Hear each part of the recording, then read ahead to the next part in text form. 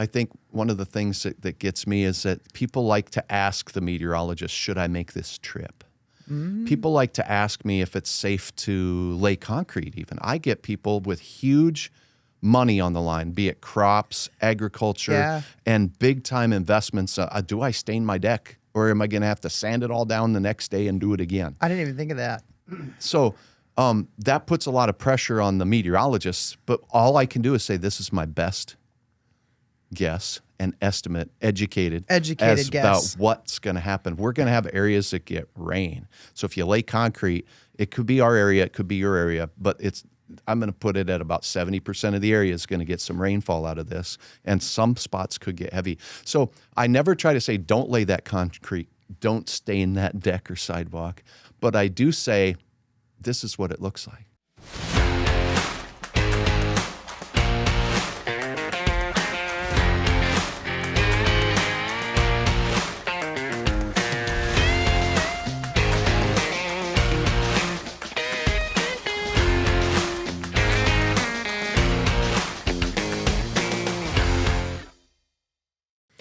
Welcome back to In Our Wheelhouse podcast. Today we have Hutch Johnson on with us. Thank you for coming in. Oh, nice to be here, and thanks for the invitation. It's great to see your studio. I'm quite impressed. Thank you. This used to be the old conference room for our corporate team, and everything got moved out when we went over to the new building. And then Sam had a wild hair of an idea to make this a podcast room, and he just started going with it. It turned out really nice. Yes, it did. Yeah. It's also sometimes my little break spot because my office is These are right next to it. Very comfortable chairs, by the way, too. Yes. Don't tell anybody, but that's what I do. Right. So most people know you as the weather guy. Right. Obviously. Yeah. But just for those that are listening that may not know you, just tell us a little bit about you to start with. Well, I grew up as a young kid in Montana, and I think I was in fourth grade. I know I was in fourth grade, and our town had a tornado warning. And I was a kid that ran outside to look at the clouds when this warning was issued, and parents were off at work. It was just us kids. And wow, I saw my first funnel cloud, and from then on, I was hooked on learning everything I could about the weather. So I had an interest in weather and science and reading about that, and I just discovered as I went through more and more school. In high school, I lived in Montana in the Billings area, and then I moved to Brainerd in high school and spent about a year there. And then I moved to Denver to finish high school and went to college. But I just always noticed that I enjoyed my math and science class and was a lot gooder at those than I was at grammar and English. So finding that job doing this was just a blessing, because it doesn't matter how long the day is. If I'm studying more about the atmosphere or why this happens or how come this forecast didn't quite work out, it's a labor of love, so to speak. So funny that you mentioned why didn't this forecast work out, because I know a common complaint or theme. Oh, I know. But yeah. You're well aware. Is that why listen to the weather guy? Because it's going to be the opposite of what he says, anyways. What do you say to that? Well, I think that there's a lot of evidence to show that there's huge successes that have happened in this. Back before meteorology was really much of a science, and even during its earlier stages. We've had big storms head towards highly populated areas. Bangladesh comes to mind, and a typhoon hits, and hundreds of thousands of people lost their lives. And there was not, and still to this day, not every corner of the globe has a warning system like we do here in the United States. But the bottom line is that we can see these storms coming now, and it makes a difference. One of the first books I read when I moved to the Fargo area, somebody recommended. It's called The Children's Blizzard, and it's amazing. Back in the 1800s, about this time of the year, not too far from it, there was a big-time storm that was setting up. But before it, we get south winds, and we really warm up. And it was a 50-degree day, no snow on the ground. Kids were sent to school with their lunch boxes in the prairies, walking to school and walking home. And during the course of the day, temperatures went from the 50s to clouding up, getting windy, temperatures diving, and it started snowing. And the teachers were like, well, we better send the kids home so they can get home. They didn't bring coats. They didn't bring anything. It was a flat out blizzard. And you have reduced visibility. They lost where they were walking. Even though it was only a mile or a half a mile, they got lost. And, hundreds and hundreds of people froze to death. Kids, teachers in the schoolroom and houses ran out of firewood. And it was just a terrible thing. But it's just amazing to know, A, we have this respect for our parents and grandparents who settled these communities in the rough climate that we live in. But knowing from the people in Montana or Manitoba sure would have helped in that situation, and that's what we've done. So there's no question that there's some forecast accuracy, but even though we have the fastest computers that we've ever had and more smarts that we think, and we're running all these computer animations of the atmosphere, we don't have enough information from one city block to the next to put into the computer model to get the right answer. So there's always a level of guessing what's happening in between these measurement points. So I know it's hard to understand sometimes when we say, yeah, we're going to get snow, and it looks like everybody's getting 6 inches of snow, but it's just a narrow band of 6 inches of snow, and the rest of us have, a broom-worthy snow. Yeah. So it's part of the science. I think what I've learned is to try to be a better communicator. That can be difficult to do in a 3-minute newscast on television. So there was a challenge there. Choosing your words right, choosing your words specifically important. Over the course of my career, I went from doing snowfall forecast to snowfall potential. And I try to say, we'll put a range on this, and the reason we have a range is because most of us will see this lower end. I'm pretty confident of that. But a few areas inside here will see this, 6+, and that's, the best chance of that is here. And you can say that, and you'll still get an email saying, where was that, 8 inches of snow that was in the forecast for me? I wanted to use my snowmobile, or it wasn't cold enough and we didn't get to ice fish this winter. There are spots that get skipped because of local climatology or just local effects maybe that trip us up all the time. Yeah, people need to understand you're not the weatherman controlling the weather, right? You're not waving a wand saying right. This is what you're going to get. Yes. It's a another fascinating thing to me is that moving from Bismarck, where I spent a decade doing television before I came here to Fargo, where I'm approaching 20 years. So it's an amazing difference in climate. So you think you know what's going on in North Dakota, do you? And then you move to the eastern side of the state, completely different. More moist air comes up from the Central Plains states than ever arrives out in western North Dakota, eastern Montana, and western South Dakota. So A, it's humbling, but B, it drives you to learn more. So there are still days that trip us up in science or whatever. And also, I think it's important to know it's not just one forecast.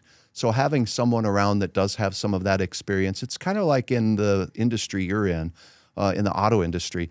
You might have a mechanic fresh out of school. They've got a lot to learn about how to, quickly get a job done and get it done right.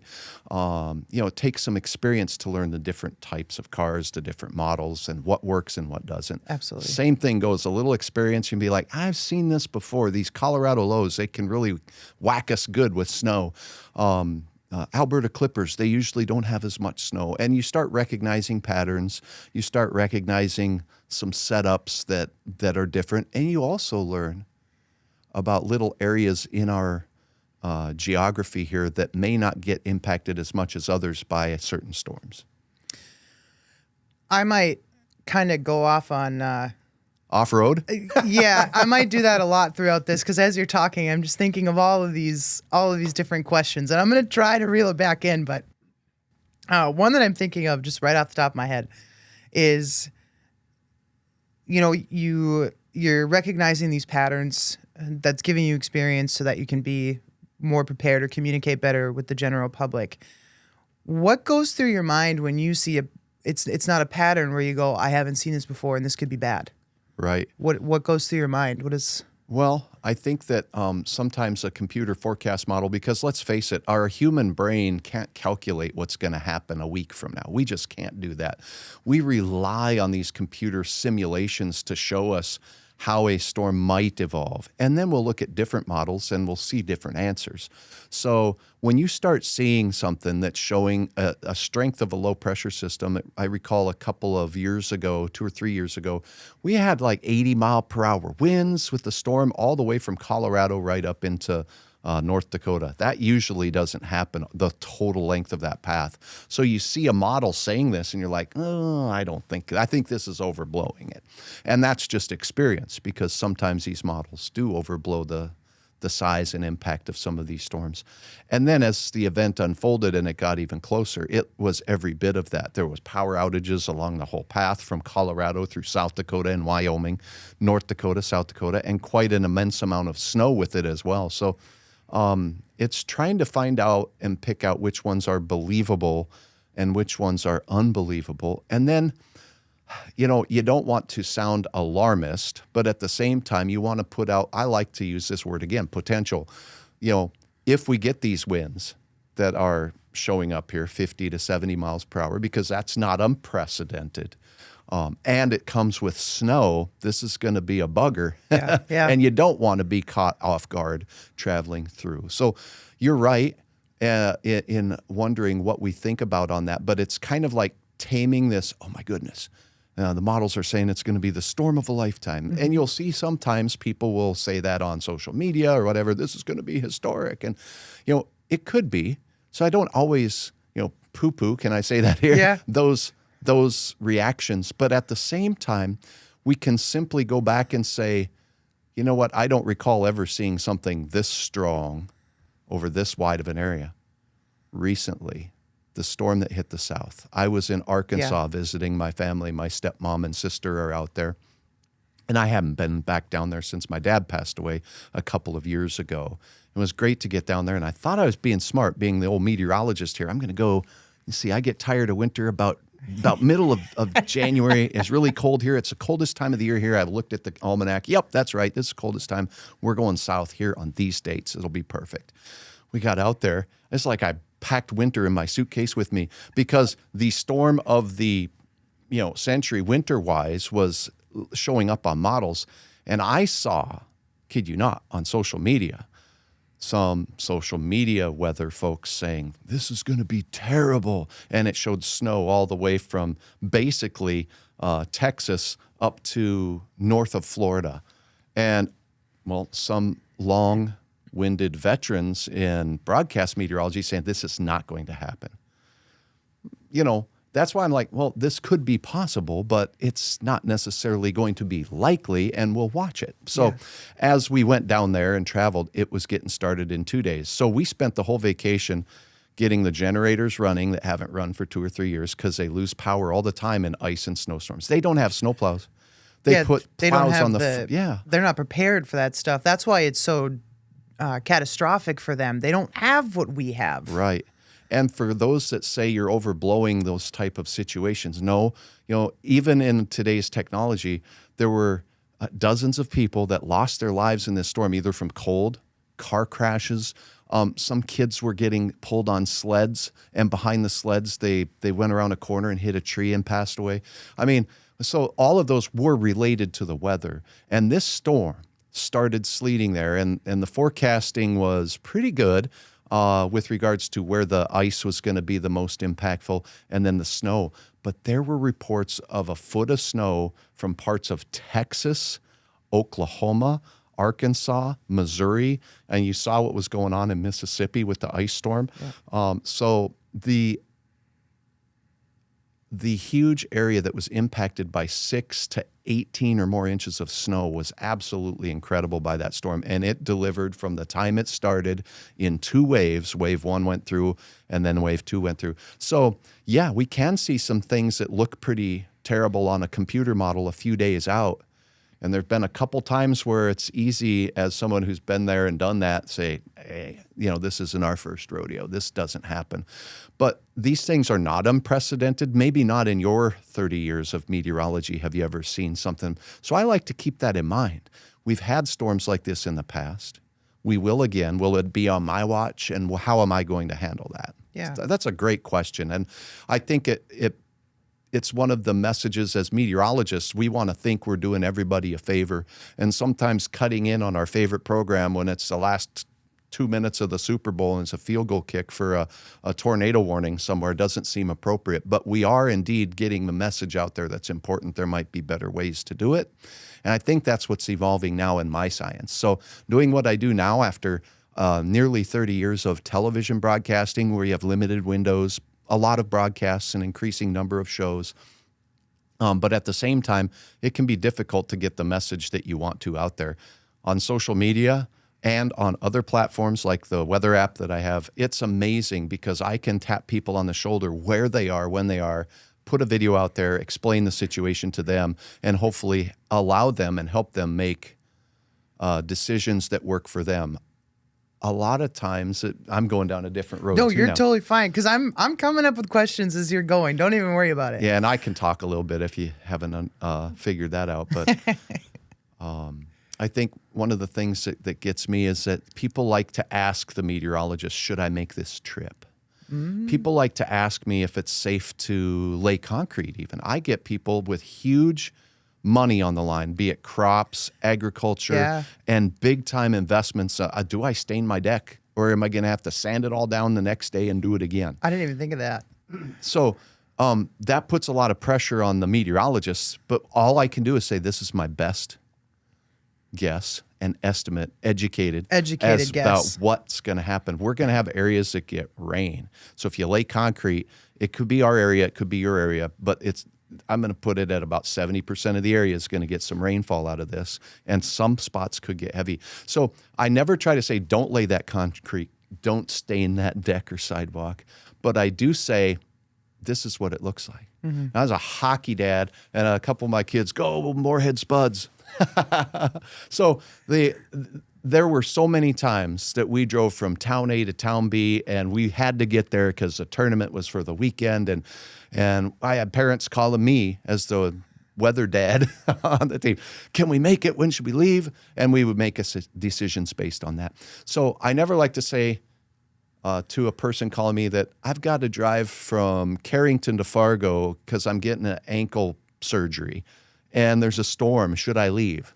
I don't like to say that. I don't like to say yes or no. But what I do like to say is that you need to watch this. You need to look at the road conditions, and then you need to decide what you're comfortable with, because some people don't mind driving in some flurries because we go ice fishing every weekend. No matter what the conditions are, we're going to get out to our spot. And so some of us are a lot more comfortable with driving in conditions, while others, if I can't see a good half mile ahead of me, I'm just going to stay home. And that's fair. I'm not, trying to judge anybody in that situation. I just want to make sure they know you could run into some areas where you get no visibility, so you'd have to take it. So the road isn't closed. When it is, we'll let you know. But it very well could close on you. What a smart approach to that, though, because you're right. People are asking you questions based on their point of view, but you don't know what their point of view is. You don't know what their comfortability is. And Fargo to Carrington, that's over a 2-hour drive. Right. Anyone who lives in this area knows that even just getting to Valley City from Fargo is probably one of the worst stretches of North Dakota when it comes to bad weather. I like that approach. An educated, you're just giving them the information so that they can make their best decision based on what they're comfortable with and what's best for them and their families. Right. I like that. Yeah, and I think that was a learning curve, as opposed to when you come out of school all educated and say you should never drive in a situation like this, or somebody comes out with a tornado warning, and the science of meteorology has changed so much. When you look at a tornado warning, they used to be issued for an entire county even 15 years ago, right?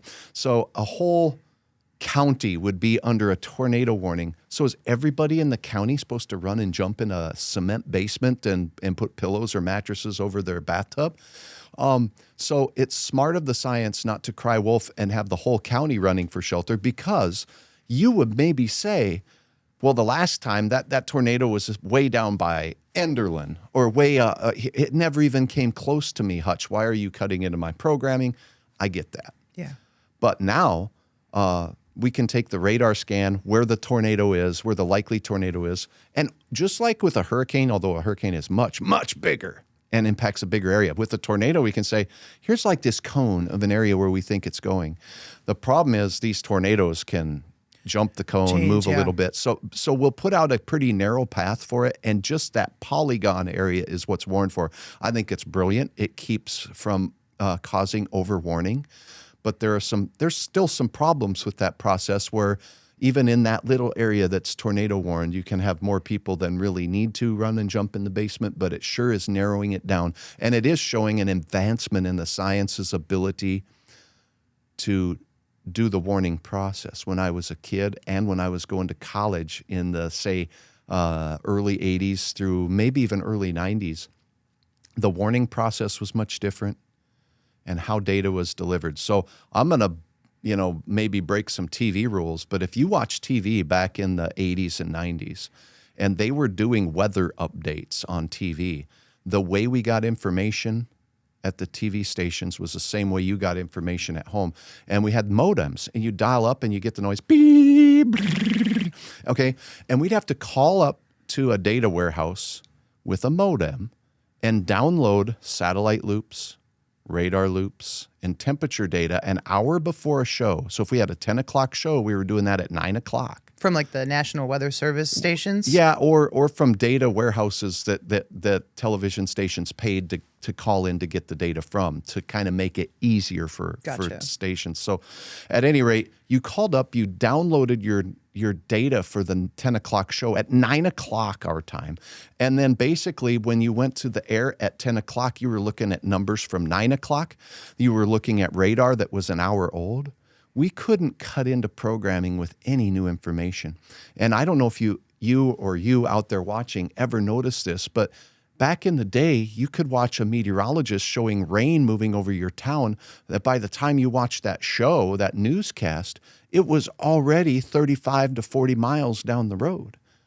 It ain't raining here anymore, weather person. So we had, differences in that. Now, I can sit in my studio, in my house, much like this, and pull the radar up, and it's as live can get. It's showing me right now, and I have every access, and so do you online, to the latest radar scan for your area. And it's not perfect. Radars don't tell everything. There's a lot of science behind what a radar provides us. So it can look like it's raining cats and dogs on the radar in your town. Maybe you've noticed, well, this is showing rain. It ain't even close to rain in here. Yeah. This is showing no snow, but I've got a blizzard here, Hutch. So radars are a tool that help us see beyond the point where they're located, but they're not perfect. So a lot of stuff that goes into the experience of meteorology, but a lot has changed in the science, where back in the day, we couldn't really do live cut-ins. Some TV stations bought radars. Then they had live access to a scan, and then they could do a cut-in during the storm and show information that we couldn't get for another half hour at other TV stations. So now the data's there. It can move faster to your desktop, to my cell phone, to my app, to your app, and it helps us make better decisions, hopefully. Which I'm pretty thankful for myself. This last summer we had, is it an F5 go through Enderlin? Right. Yeah. So I live on the southwestern side of Kindred. Okay. And there was tornadoes popping off everywhere in the area at that time. And because of how more narrow the weather was able to say this is more likely where it's going, and then I hear that it's the bad one's in Enderlin, then it's in Davenport, and I'm right there in Kindred waiting for it to come to me. Right. But I knew that, the people that were around me a little bit farther, they were going to be okay. So the fact that the weather is able to get more targeted, that was helpful, knowing that, yeah, it is right there. Whereas most of the time I'm like, well, yeah, there's a warning, but it's not going to hit me. Now it's kind of like, no, there's very good potential. So be a little bit more prepared. That just makes, right now we're talking about it, makes the hair stand up on my arms, because I remember obviously that day this summer, June 20th, and it was the anniversary of the Fargo EF5, unbelievably so. And June has been terrible for storms in our area, even since I've been here. There was June 17th of 2010, we had over 100 tornadoes between Montana, Minnesota, and so we've had our events here. We can have bad weather, and having really good information is important. My grandmother was born in Kindred. And so I have roots here. And so she was a Nygaard out in the Kindred area. And there was an old Lutheran church outside of town that she played organ at. And then they moved out to Montana. And then that's the story of how I got out there. And Grandpa was born out in the area near Vining. I'm not aware of where that is. Yeah, that's out by Battle Lake and Otter Tail County. Okay. So, yeah, not too far from Otter Tail Lake, actually, on the south side. So I do have some pretty deep roots to this area. And when that storm was happening, I'm also a car person. And so I knew it was going to be a bad weather weekend. We could see it coming. So there's a car show in Minneapolis I take a classic car to called Back to the 50s. Okay. So out to Back to the 50s we went on Thursday. There were severe storms on the way out. We stopped along the way. I got my laptop out. Boom, did a weather update. Got to the hotel in the cities, boom, did a weather update. So I now have the ability to do these remote updates and get them up and let people know what's going on. Then for Friday, there were more tornadoes in our area. And then on Saturday was the big day. So I knew that I needed to be back from the state fairgrounds by about 3 to 4 o'clock, get set up and ready to go. So I was covering that from a hotel room in Minneapolis. Wow. And it was surreal to see what was going on, to see 2 tornadic supercells, one that started near Spiritwood out there in the Stutzman County area, and that one just kept trucking. That one looked like it was heading right towards Valley City and was just a couple miles south. That one could have impacted the metro, Fargo-Moorhead area. It was moving due east almost. And I believe that Reed Timmer, who's coming here for a show at the Fargo Theater here, was on that particular storm that day. Yeah, I was watching the Storm Chasers, and I could see his updates from all the towns in North Dakota, and I just thought what a lot of other people were thinking, cool, you're here, but that's also not good that you're here. That means you're chasing something big. Yeah, and then the storm that impacted Enderlin, that started down by Fort Ransom. And so that storm put a tornado on the ground right there, and there's the park, there's all these people camping. Yes, it's rural. That storm also was moving east, and it was heading really close to Enderlin. And as all of this was going on with these 2 storms that had long-lived tornadoes, I mean, that tornadic storm was still rolling just south of I-94 toward the Metro FM area, likely could have impacted places like Osgood, South Fargo, and then the other tornado that did unfortunately take lives in Enderlin. That thing was moving in the direction of, say, even farther south. So Horace was in the path of that particular storm. And I was super concerned. But guess what? We had this derecho, which is a huge line of thunderstorms that are creating straight line winds. And those straight line winds were in excess of 100. You would have swore a tornado hit you if that may move through. Yeah. That caught up to both of the tornadic supercells, and you could see it swallow them up into the line. And it blew up the tornadoes, so it may have saved lives. But that thing knocked over trains. Those trains were full of grains. Yep. Then we had grain bins demolished. All the north-south routes between, say, Grand Forks and Fargo and Point South had catastrophic damage. And that storm, I didn't stop covering it until that line segment was making its way through Grand Rapids, Minnesota, way out east. It was doing huge damage in Bemidji. And we couldn't really see on the radar how bad it was because these areas are in between radar zones. So radar beams go up at an angle like this. There's a radar near Fargo, and it shoots out into Minnesota, and it shoots out into North Dakota, but it gets higher off the ground as it goes out. So when we get to about Jamestown, 100 miles out, it's pretty high above the ground. And by the time we get out to Bemidji, it's very high above the ground. So the next radar is Duluth, and that also overshoots these areas. So we don't get a good view of what's going on near the ground in these areas that we would consider rural, but a lot of people are impacted by storms that move through there. So there are some other reasons why we could see improvements in our science and improvements in our ability to accurately warn both winter and summer events here by having more data in these spots. Do you think, I know you mentioned right away that you were in the fourth grade and saw, was it the fourth grade? Yep. And saw a funnel outside, and that's kind of what kickstarted your interest in it. But would you say that being able to use your skills and knowledge in what you enjoy in alerting the general public of what's coming, that has kind of turned into like a driving motivator for you? Or what hits you the most about what you do? You know what? It's the thing of just doing my best every day to give an accurate forecast and do my best, and then looking at it the next day. If I forecast rain or if I forecast snow, and it doesn't overnight, I'm the one looking out the window going, where is it? It was supposed to be here. Yeah. And you're looking at the radar. It's showing snow. Where is it? It's not coming down the ground. Oh, we're too dry down here. That's what I messed up on. That's what the models didn't get.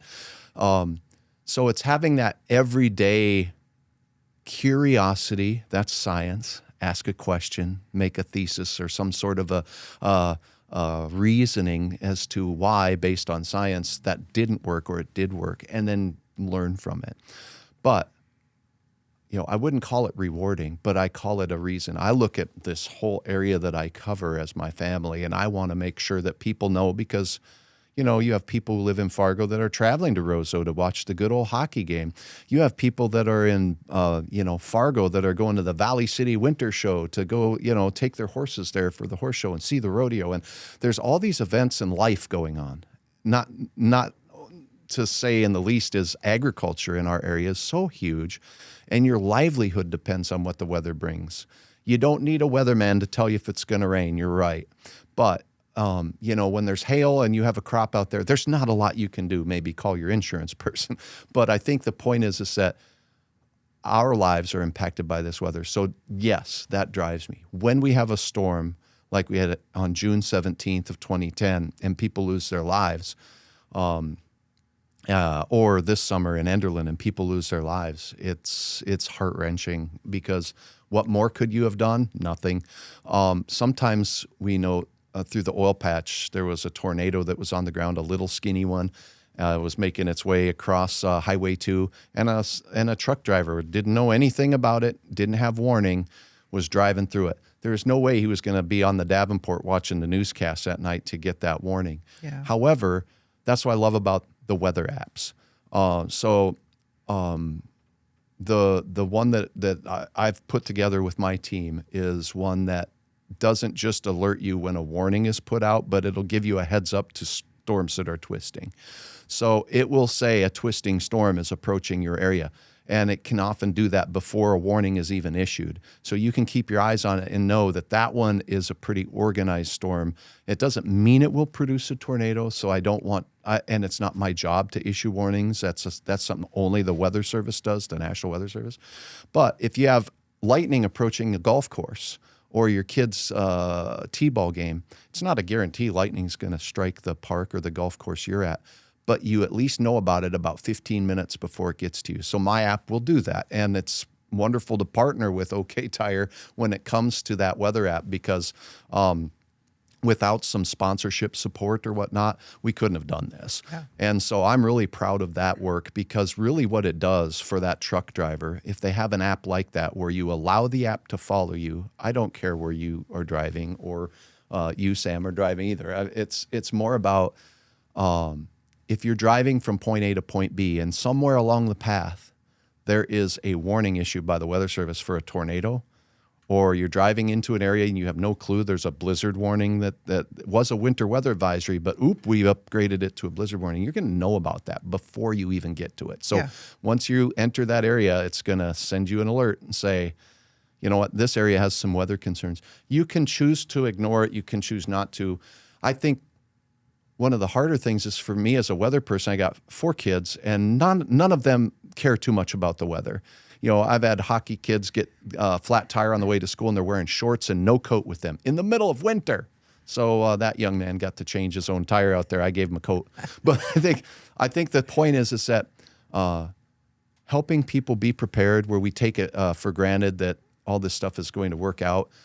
Saying to my kids even, hey, download the app and just at least have it on. You don't have to watch the newscast at night.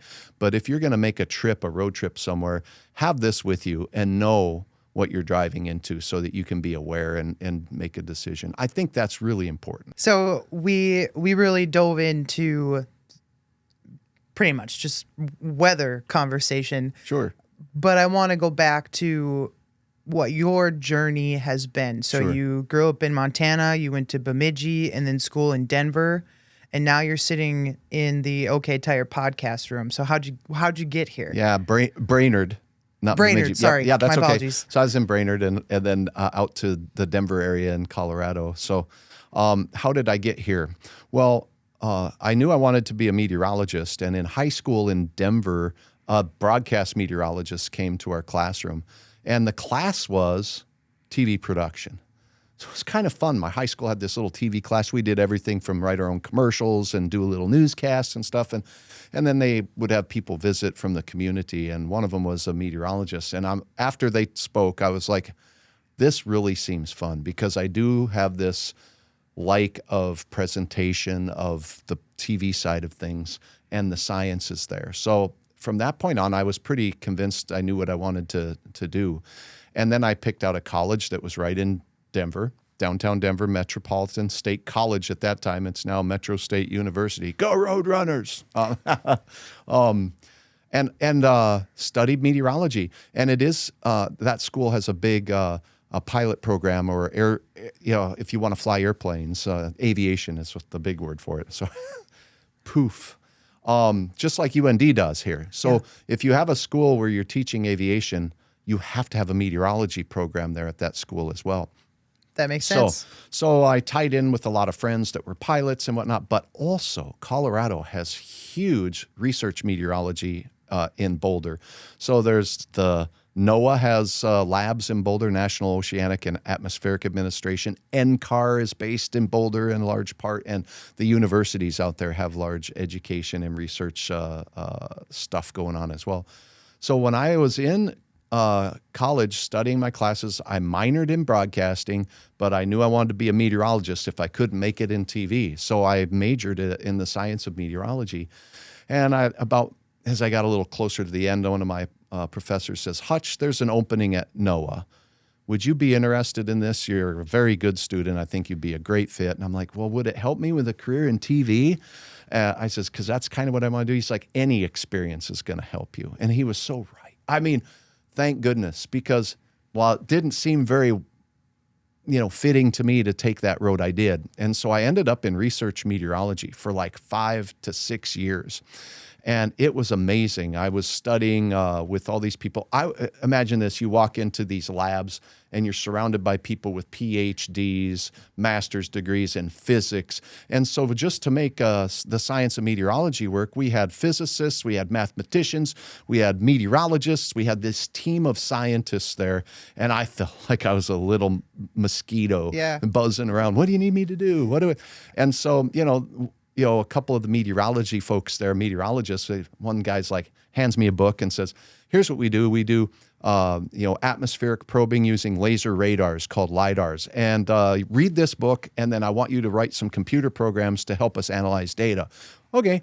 So off to the office I went, and I read how to calculate the average winds in a radial area around a radar site or a LIDAR site at every level of the atmosphere that instrument measures, just simply from the data that it's providing. I'm like, whoa, this is cool. So then I started writing programs and doing that. And then I was a mechanic through college and high school. My family owned a service station in the Denver area, a couple of them.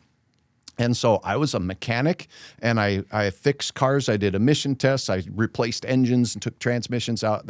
And I love cars. And my stepdad had a garage full of classics, so that's where my interest in that came in. And so as I'm going to college to be a meteorologist, working full time as a mechanic for 7 years to get myself through this, I ended up with a job. My last couple years of college doing research meteorology, and then they hired me on full time. They realized that I was pretty good with tools and working with stuff, so I ended up working more with the physicists in building, maintaining, and running the instruments and putting them together.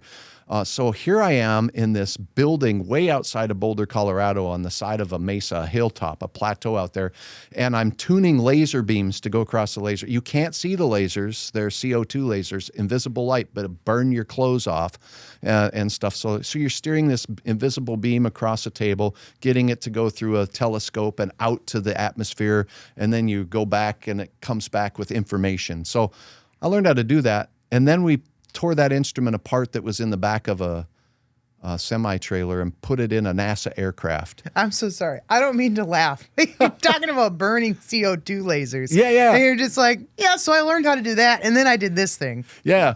So I'm kind of in charge of some of the shop stuff and helping to build like workstations inside of you know what C-tainers are? Probably you do.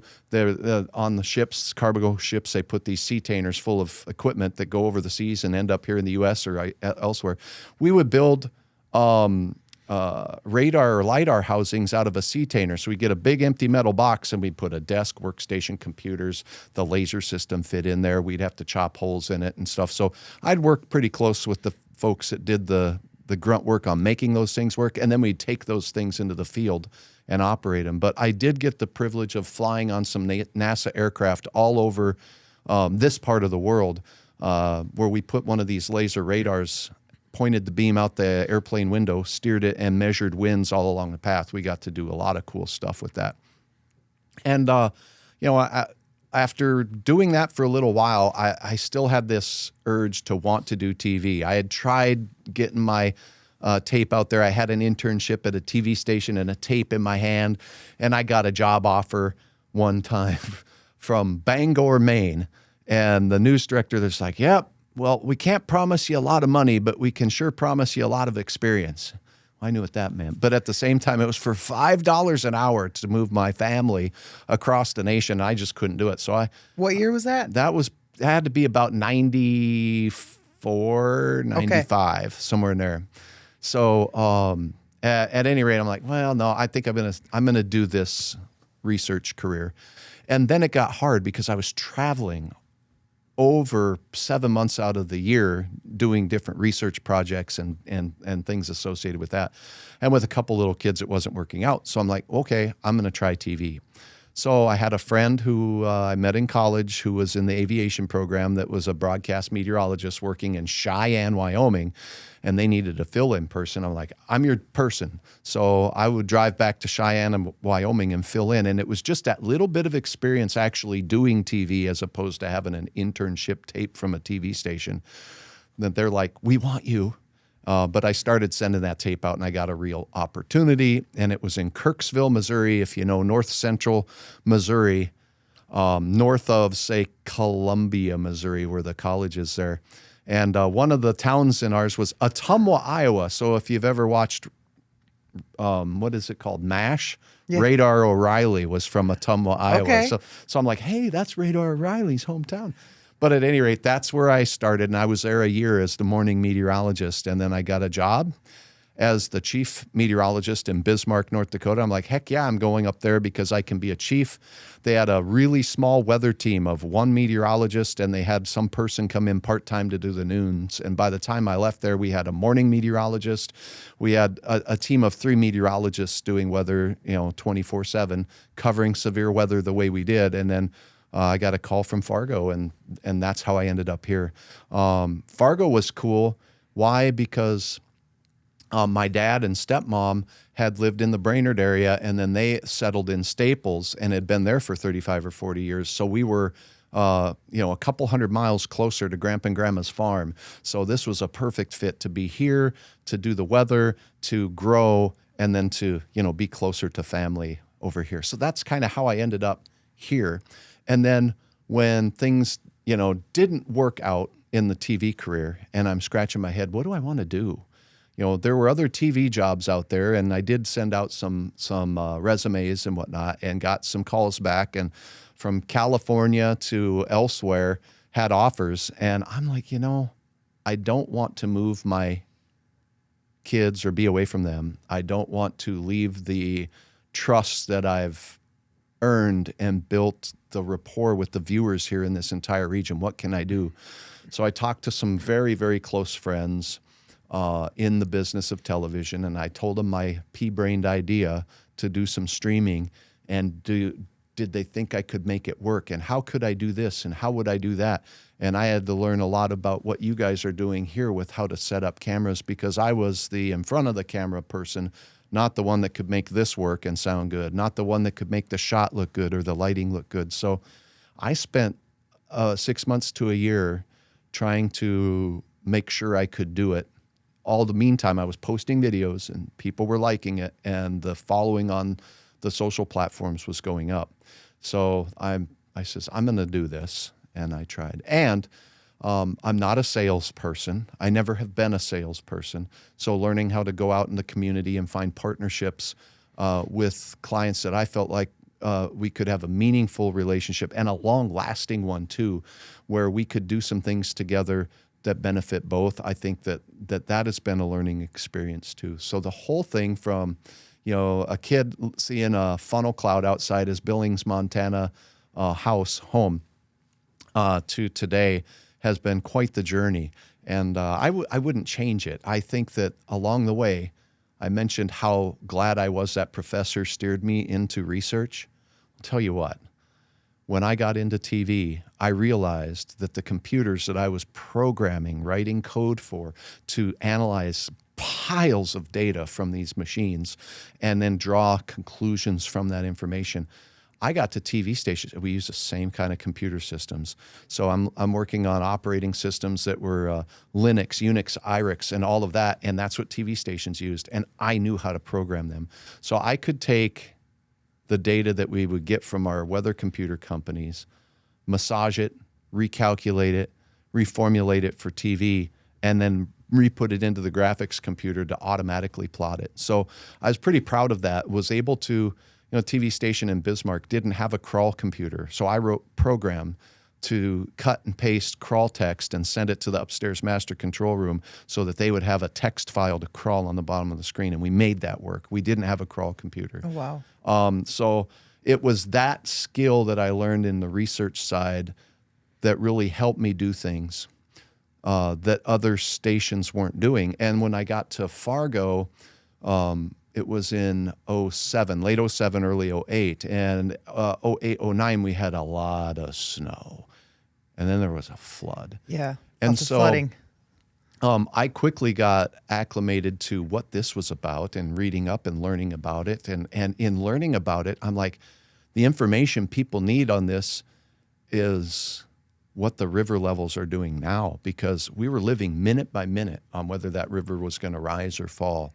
Yeah. And all of a sudden, I became just enthralled with a whole new side of the science of meteorology called hydrology. And the National Weather Service has a on-staff hydrologist that works with these. And there's models that calculate this stuff. And so I dug knees deep into this. And I then wrote a program for the TV station that would grab data from the USGS, the U.S. Geological Survey, who are the ones responsible for the water level data across the entire U.S. So I got access to their data pools. I pulled the data for all of our rivers here in the valley and all of them that dump into the red.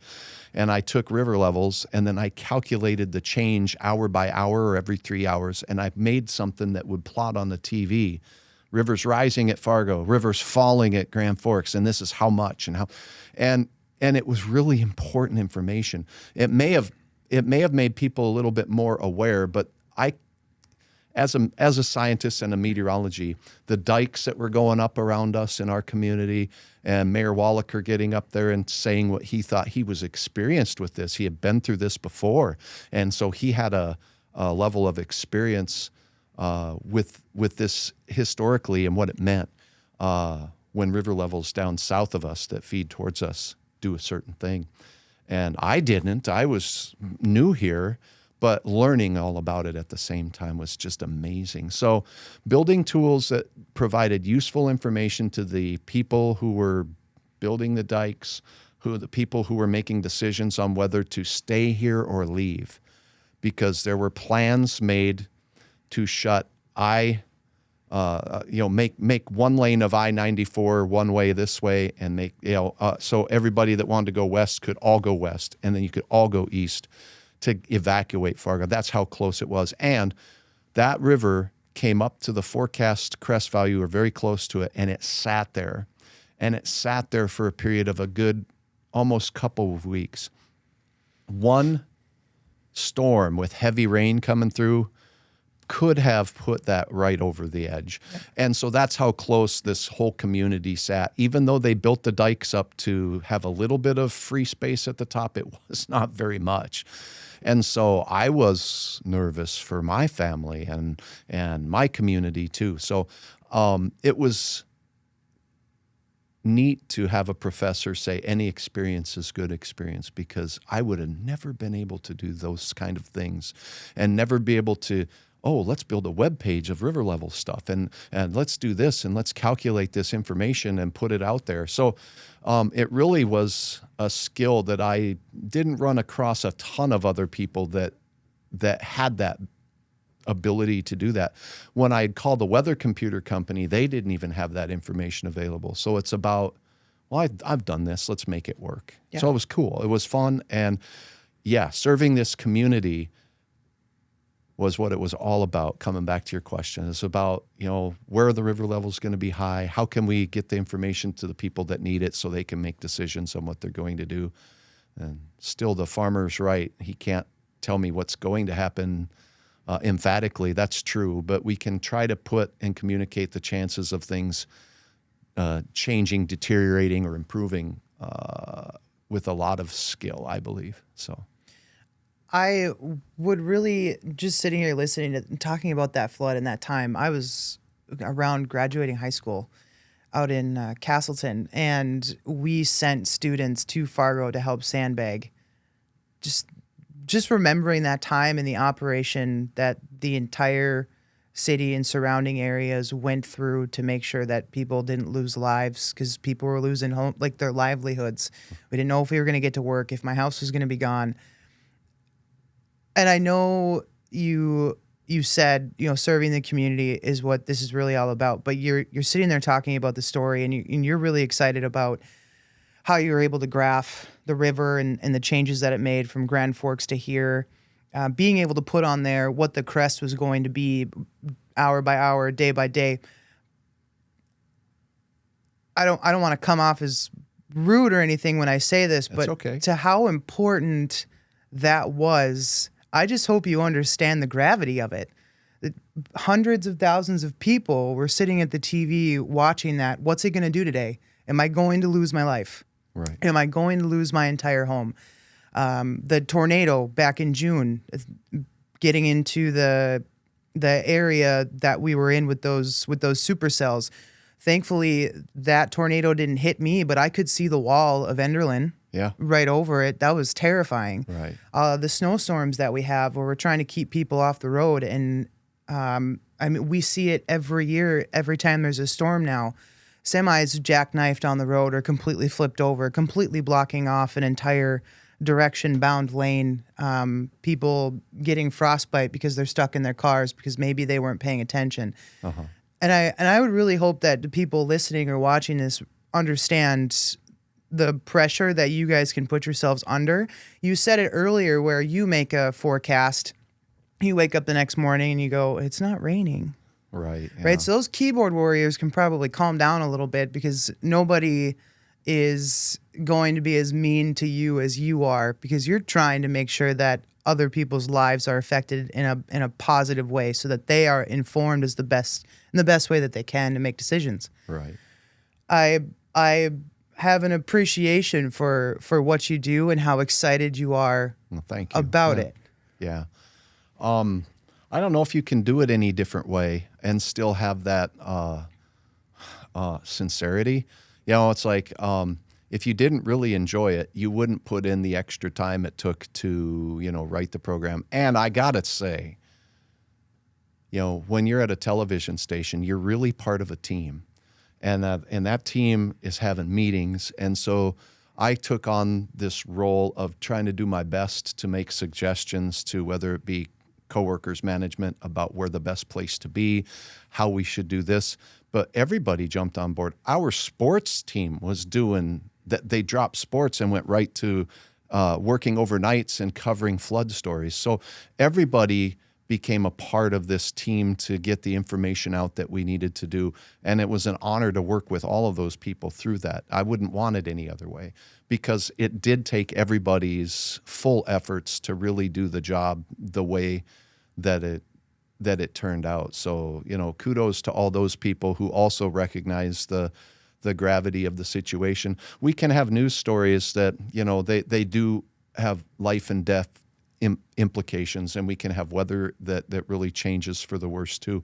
And this community is, if it's a flood event, if it's an Enderlin event, people put down what they're doing and then they go help. And I think that's a great place to be, and that's why I want to stay here and continue to do what I do. I like to go to Arkansas once in a while to warm up, but apparently I stink at forecasting the weather down there 2 months ahead of time when I made my plane travel tickets. Yeah. Let's go. We'll go back to the app, because that's what you have going now. That's your full-time, is doing Hutch's Weather on your own on various streaming platforms. So which platforms can people find you on? Well, it's been a process of building. We talked a little bit about building the studio and making sure I can get the computers to work, and that's evolving, and it will continue to evolve. I am learning to do the best I can with one person, learning sales and learning how to make everything work. And when a mic quits in the middle of my on-air show that's live, what can I do? I've had to do everything, but it's those inopportune moments where you have to stop and think, okay, let's pivot. Yeah. So that's the kind of stuff that I'm learning to do. In building this platform, I have a very clear vision in mind of where it's going. And I'll share with you that it is going to continue to grow, and it's going to continue to grow in a way that allows me to not only continue to provide information on the social platforms, because that's where it started on Facebook. And then I opened up a YouTube channel. So you can find me on those social media pages. I'm Hutch Johnson, meteorologist on Facebook.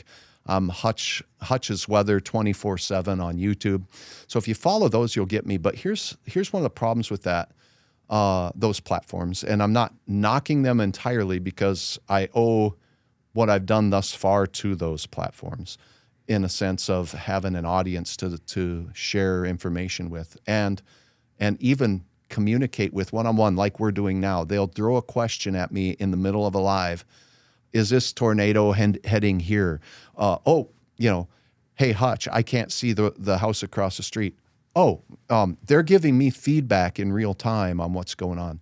You can't get that on TV. You can throw a brick at the TV, and I still can't feel it. So, but the direction that I have so far is to build my own platform, and that started with the best weather website that I could dream up. I've had help building that. Joe is his name. Joe, thank you. We've worked together to put together what I think is a great resource. Once that got up and running, it was running summer of 2024 is I think when that launched. So a little over a year now, pushing a year and a half, and it's growing. And it's a place for my content to live that we have ownership of and control of. And now the app is now a part of it. It's just another place. Here's why the app and the website are so critical, because not only do they work together, but they allow me to get warnings to people. Now, I can go live on YouTube or live on Facebook, or I like to simulcast on both, and I'm watching both for feedback. So it's a powerful way to connect with the community doing the weather live like that. But I cannot control who YouTube and Facebook sends a notification out to watch it. And that's okay. It's their platform, so they get to do that. And they have their algorithm that decides who gets a notification. With the app, if you download the app before I go live, when I have a new video up, I send a notification out to every app user. New video, or I'm going live at this time. I'll send that out a little ahead of time, and then you can join me and know about it. So if it's not convenient for you, you can always just hit the app and go back to that, and the videos are there. So it is a tool that when it matters most, in my opinion, I don't have to rely on Facebook, because I'll get people on Facebook that say, did this storm happen today? It looks like it happened 2 weeks ago, or no, that was 2 weeks ago. So I put dates on my content now to make sure even my 7-day has dates. And, I was informed that we needed to take those off in TV. It's too much information on there. But you know what? As a scientist, there's a certain amount of commitment to the content that shows the timestamp, the date stamp, so that people know that, oh, this is a week ago. But I can't control when Facebook sends the notification to you that, Hutch has a video. You watch it, and it was from, last summer. Yeah. So it continues to deliver content that's old. So these platforms allow me then to connect directly with those that want to be a part of that network, if you will, to be informed when I'm going on and when I have important information. And another beautiful thing is I can send out these notifications. I do not overuse it. The app does its own. When a warning is issued by the Weather Service, you're going to get that. At the same time Hutch gets it. I can't go on the air or go live any faster than what you get it on my app. But what I can do is, leading up to it, say, these storms are getting close. I'll bet a warning will be issued. And that's the kind of coverage that I've always done. So these platforms allow me to have more ability to inform you, the viewer at home, of when things are changing or what I think is important. The other thing is the let's just say the constraints of a format in television or maybe even radio are very, very defined. And there's consultants that come and tell you what you should or shouldn't have in your show. It's valuable information because you only have 3 minutes of weather and you have to. But how can you go and cover from Jamestown to Devil's Lake to Brainerd to Bemidji, from Canada to South Dakota, and really answer all the questions that people are going to have in there in 3 minutes? And the answer is it's very, very difficult. It's not impossible, but it's generally more of a general overview or whatever. So being able to directly answer those questions, have as much time as I want. I can have a half-hour weather show, so you don't put those handcuffs on. It does, for the viewer that wants information for just their town real fast, I try to provide that too by getting to that first and foremost. But I think the bottom line is that this is a learning experience for me, and the ability for you to directly tell me what it is that you would like to see me do is there for you every time I'm on live, because you can comment, and I do read them, and I really take them to heart, because I think that by the recommendations on day one, Hutch, you should get an app. That hit day one. And it was a goal. And now here we are. And now here we are. And it's Hutch's weather app. Yeah, so you search Hutch's weather in either app store, and you can download the app. It's free, and it's made possible by my sponsors, of which OK Tire is one. And there's other things on that app that separate it too from others. So to just really expand on the value of it, I think these, I'll call them notifications, not necessarily warnings or alerts, but sometimes it seems problematic if an app is sending you alert for every, gust of wind. I get that. You can control that. But when it comes to these twisting storms or lightning, if you're boating with the family and you're in the middle of a place you don't usually go, you may not be letting your phone's app warn you when that comes on. It might be turned off. I encourage you to let my app follow you all the time, even when you're not using the app. And then, by golly, that thing is going to alert you when something goes bad. You can still have a quiet time. There's a place to set that if you don't want Hutch bugging you in the middle of the night, or the app saying, a wind advisory has been posted for northern Roseau County. All 2,500 people there should know there's a wind advisory. Right. But you don't want to be woke up for that. So there's some smart in there too. Now, if it's the middle of summer and I'm in Enderlin and there's thunderstorms, it's not often we get overnight tornadoes here, but they're not impossible.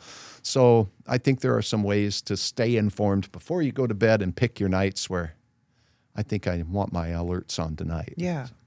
I was looking at the app earlier, and there's a section on there. I think it's the OK Tire Road Report, but you have multiple states on there where you're showing you go right to the state website to see if the roads are closed or not. Right. And as somebody who travels for work across state lines, I don't know how many times through North Dakota and Minnesota I became increasingly frustrated. Like I just want the road report for both states so that I know what I'm driving into or what I'm not, especially for us on the eastern side of ND and the western side of Minnesota, being able to go back and forth, and you just have it right there at your fingertips is super nice. But what other states are on there? I know Montana's on there, Right. South Dakota. I tried to keep it here in the upper Midwest and the Northern Plains, but I even have provincial road reports from Saskatchewan and Manitoba up there. So if you're heading up to Winnipeg to watch the Wild play the Jets, we got you covered. And, sometimes they'll close, it's Highway 1, so Interstate 29 becomes 75 up there. Yeah. So at any rate, sometimes that's closed. Well, you'd like to know that. So yeah, it's got the Dakotas, and then on the west side, it's Montana, Wyoming, and Colorado, because I know a lot of people travel between here and Colorado, and Wyoming is throughout there. So you got the Dakotas, Montana, Wyoming, and Colorado. And then we got Minnesota and Wisconsin. Somebody just requested on a live, can you put Wisconsin on your road report page? Yes. Why? Because they have been watching Hutch now many times and they comment back. So I'm like, I'm going to take care of you. We'll get that put on there. And so Joe, thanks Joe, he got that up there within 24 hours of me asking him to put that up on the website. So so it's on the website, it's on the app, but it's all the states. Now, does it go down into, I got to remember if Iowa's on there. I'm not sure. But I do know we got Minnesota, Wisconsin, I believe Iowa, and then Saskatchewan and Manitoba are on there. I'm sure that our friends up there in Thunder Bay, Ontario would love to have Ontario on there. So if you're watching from Ontario, let me know, eh? So you have the road reports for all of those places. What do you cover when you're doing your lives and you're forecasting weather? The same thing. If I get a question, I don't spend a lot of time talking about the low and high temperature in Winslow, Arizona, or anything really out of here unless it's a highlight or something weird's going on. But nor do I spend a lot of time talking about Billings, Montana to, say, Appleton, Wisconsin. But if I have a viewer on there that does specifically mention, and I've had this happen before, heading up to the Apostle Islands, Hutch, what's going to happen on that road with this lake effect snow? Boom, I got you. I want to be that person because, you might watch the national news on any network, your favorite network in the morning, and you get the weather report for the whole nation, mind you. And they do a great job of highlighting, well, we're going to have colder than average weather here, and everybody from this town to that town can expect to be impacted. That's great. That tells you, hey, check with Hutch. If you're in the upper Midwest here, check with Hutch. You can go to the app and check the latest. So it really does encompass the Northern Plains. I want to serve more communities in between areas of, say, Fargo and Minneapolis. I have a lot of viewers that have been watching from places like south of the cities, Rochester, out in towards the Hutchinson area. No relation. And to the entire town. Right. St. Cloud, Sioux Falls, South Dakota. I've even had some questions from there, but Aberdeen watches. And so it's kind of this area. And it goes all the way through Bismarck. I get people from Minot and the oil patch asking questions. Hey, I remember you from Bismarck. That's wonderful to see because if I didn't cover it and I see your question, I'm going to cover it. So I've even stopped to somebody says, I'm in Pennsylvania. How much snow are you going to get? Okay, let's go to this question at the end, and then we'll wander out there. Not my region of expertise because I'll tell you what, I don't know the exact terrain of everything that's going on in Pennsylvania. I know there's Appalachia. I know the Appalachian Mountains are there. I know how mountains really impact the weather, so I can speak to it, but I don't know every gully and ravine like I do around here. Right. But I can give you a really good educated guess as to what's going on. So it's cool that the app allows you to connect and reach out with viewers on a totally different playing field that you couldn't when you were with TV. Right. You really get to just have that one-on-one interaction. I love it. Pander to the instant gratification of people that they like now, where they just ask a question and then you're speaking directly to them. Right. Over my career in television, I used to get a lot of calls, and they'd patch them through, and they'd ask questions, and some take them, some don't. I did, and I'd talk to people, and they'd ask questions about, I have a surgery in Fargo, can I make it? Or I have an appointment here or there, or I'm visiting family. Our hockey team's leaving. I have coaches saying, hey, we got to get our team out to this point, or a team is coming to, Moorhead, for instance, to play baseball, or, what time is this system going to hit? Can we get our game in? Yeah. You do your best. But that's the kind of service I think is helpful, and it helps me because I know what people care about. What are they looking for? So yeah, you got a few other things on the app. What else? I know what's on there, but you tell us what's on there. Well, the app has a lot, and by a lot I mean we just had this week an earthquake in Great Falls, Montana. You can plot earthquakes on my app.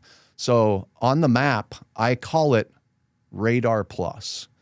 Well, what's Radar Plus mean, Hutch? Well, it doesn't just show you the radar. If you open the radar up, yes, you can see radar. But if you click where it says National Radar or to the Layers menu, you can select so many different variables, including, important this time of the year, power outages. So you can go to the app's radar map, change the layer to show me those power outages, Hutch Johnson, boom. You can look across the nation or county by county, and it uses a color scale to show you where the problems are the worst. I was using that down when I was in Arkansas visiting family. When the ice storm was moving through Louisiana, they lost power there. We didn't need to use our generators where we were, but we had them ready to go. So I think it's cool that you can plot a lot of those. You can plot future snow. And I'm going to tell you this. I'm looking right into the camera. I don't care what model you have. It's Hutch Johnson's model. You're using some national model from some big company that's based on the East Coast or in Atlanta. You're using your favorite TV station's forecast model app. Those apps are tied to one model and one model only. And there isn't one model that will ever be right with every weather event. There just is not. I spend my day looking over a dozen models, picking the best one, and then showing it to you on the videos. So I'll even tell you where the shortcomings of the model can be and say, the model you see on this app is just one model, but it does give us an idea of the magnitude of potential, how much it might get to, and where it might be most likely to hit, but this can shift either way.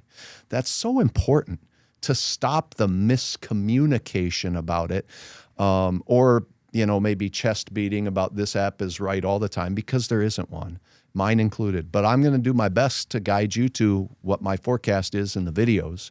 You can use the tools on the app to see the radar, see the lightning, see the earthquakes, see the power outages, and that part of it is great. You mentioned the road reports. This time of the year, there's nothing better, because whether you're taking kids to the good old hockey game, or you're going over the hills and through the woods to visit grandmothers and family on holidays or weekends, you want to get out to go ice fishing, or you got road construction to do and you want to know what it's the app for you. You can take a look at that information on there as well. A couple of other things that I do to personalize it. I've got this how-to button on the bottom, and I came up with that. It's like when I do a how-to, I'll just put it up there. So I don't do as many as I'd like, but there's a few things that guide you through some best practices. Did you know the app could do this? I try to keep them short, 30 seconds to a minute, so it ain't going to sit there and go through this whole, meteorological lesson where I'm straight in my tie. It says, if the absolute vorticity, I'm not going to do that, but I am going to say, hey, you know what? If you're traveling and you want this app to alert you to whether you're traveling into a tornado warning or not, make sure you set it up this way. Bing, dang, boom, I show you the steps. Now you're covered. Never did that before. And there's more fun stuff like that coming. opened a little shop on there so you can order some Hutch gear because people were saying you should have some swag. So we've made some swag and put it on there. I've and you seen know that. what? It helps. Every little bit of the support I've gotten from my viewers, from you, and from businesses in the community have helped me build where we're at so far. And I'm just getting to, some of the original goals for the short term, and then the long-term goals are coming. So You also have a trip about Norway on there. Oh, yeah. What's that all about? Oofta, I forgot the Norway trip. Yeah, sure, you betcha. So I met a friend, a longtime friend that I knew from TV, Frode Tilden, and we started talking about Norway because he's a Norwegian, and he lives here in the Fargo area, and I've worked with him in the past, and he's like, we should go to Norway. And I'm like, that sounds good. So we contacted a company, Brecky Tours and Travel, and they're like, yeah, let's make this happen. So we're working together, and there's a button on there, and in August of this coming year, 2026, the 16th through the 26th, how did I remember that? But that's when Hutch is going to Norway. Now, I mentioned that my grandfather and grandmother were born right around here, kindred from my grandma's side, and my grandfather's side was in Vining, Minnesota, in Otter Tail County. Go Otters! So they were married in Moorhead, my grandmother and grandpa, and then they moved to Montana, and that's where old Hutch came along eventually. But my great grandfather immigrated to the United States from Norway, from Trondheim. So in working with Brecky, I talked, is there a way to get there? Oh, yeah, we can do that. So we are seeing 3 of the larger cities, fjord country, mountain country, and doing some fun stuff all along this path. So the tour is going to take me to where my grandfather's dad came from. And I've been doing all this genealogy research now for my family. I was never interested in this stuff before, but now I'm intrigued by it because in the last year and a half, I've lost my dad. My mom passed away this past summer, and I've done a lot more digging, and now talking to family, I'm like, oh, here's my dad's Norwegian roots. Here's my mom's Norwegian roots, I should say. And so now going and standing on that ground and actually working with the Sons of Norway to find this spot on the map that I want to go to, I'm excited about it. So How many spots are available? Well, I believe they want it to be a manageable group of around 40, so a busload. There is a webinar that we just did this week. Okay. And that is available now. So when you go to the app, Hutch's Weather app, or you go to my website, hutchesweather.com, and click on the Norway flag or the Norway link there, you can see and watch the approximately 1 hour webinar. There were Q&A from the people that signed up where they asked questions, but they went through the whole itinerary, what's involved, what we'll see, answered questions about different, will we be fed? What do we need electronic device converters and stuff like that? So it was a really informative webinar. If you have any interest at all, this was a bucket list item. I thought I'll never be able to do this. Or if I did, I want to go now. I want to learn more about it. And then I think that'll fuel interest to either go back. And now I've heard from more relatives on other sides of the family that I haven't talked to in an awful long time that are like, we just went, you're going to love it. So yeah. I am super excited to go to Oslo, Bergen, and Trondheim, which is where my grandfather's side of the family comes from. And oddly enough, one of my textbooks in meteorology and the birth of the cyclone theory of meteorology came from Norway. So Norwegians had a huge role to play in the evolution of our science of meteorology. So one of my goals is when we're in the big towns to visit with a couple of meteorologists, possibly at television stations or elsewhere, to just talk about that and maybe do some shows on that while I'm there and then upload those from there. So That would be pretty cool. I think it'd be amazing. I was just like, one of them is quite famous for helping change D-Day and delay it a day because of the forecast he put out. Really? Yeah. And if it wasn't for that decision, we don't know if it would have been successful because of the weather. Do you know what that story is? Well, I haven't read it recently, but I Okay. just started reading back up on it because I was looking into the Norwegian history of meteorology, and I forget the gentleman's name, but he is one that worked with I believe it was the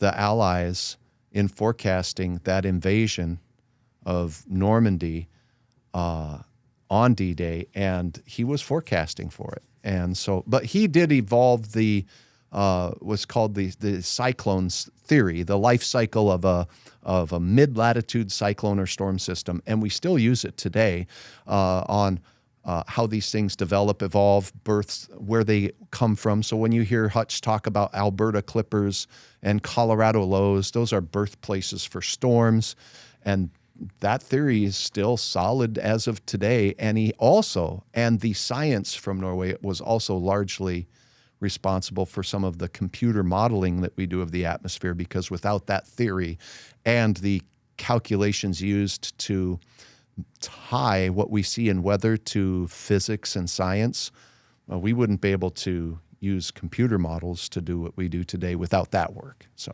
you're kind of going to a birthplace of your childhood, like, dream, essentially. Well, it's amazing to me because, I learned about this, and we had a small section when we were studying the cyclone theory and mid-latitude cyclones, life cycles, and we heard about it and read about it way back in the 80s and 90s when Hutch went to college, and now it's coming back full circle. So yeah, there is this really neat thing, not only just for my family's roots and where we came from and when, but Just a full circle for you personally. yeah, absolutely. So why open this trip up to people to join you? Why not just go and experience this for yourself? Well, I think it's an opportunity to make another partnership and work with Brecky Tours and Travel, because they do a lot of Scandinavian tours. It's their specialty.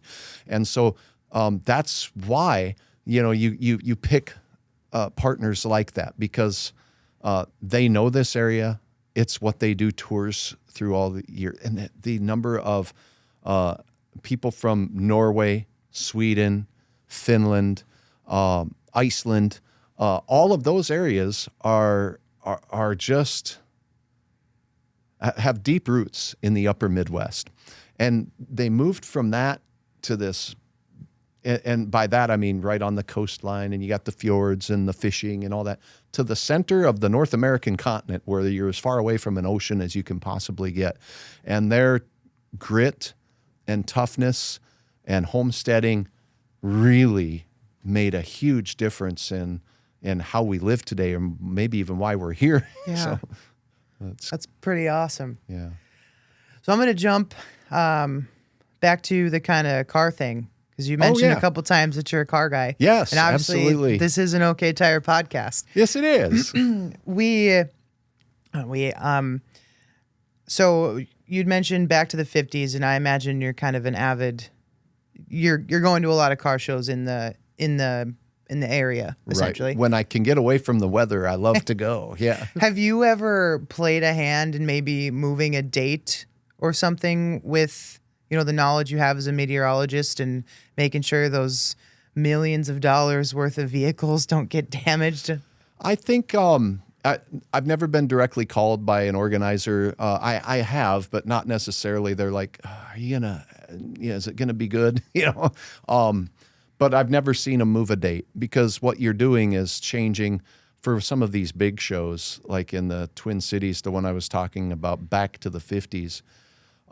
Before COVID, that was, I think they were registering about 12,000 cars there. They come from all over the country, 12,000 cars at the fairground.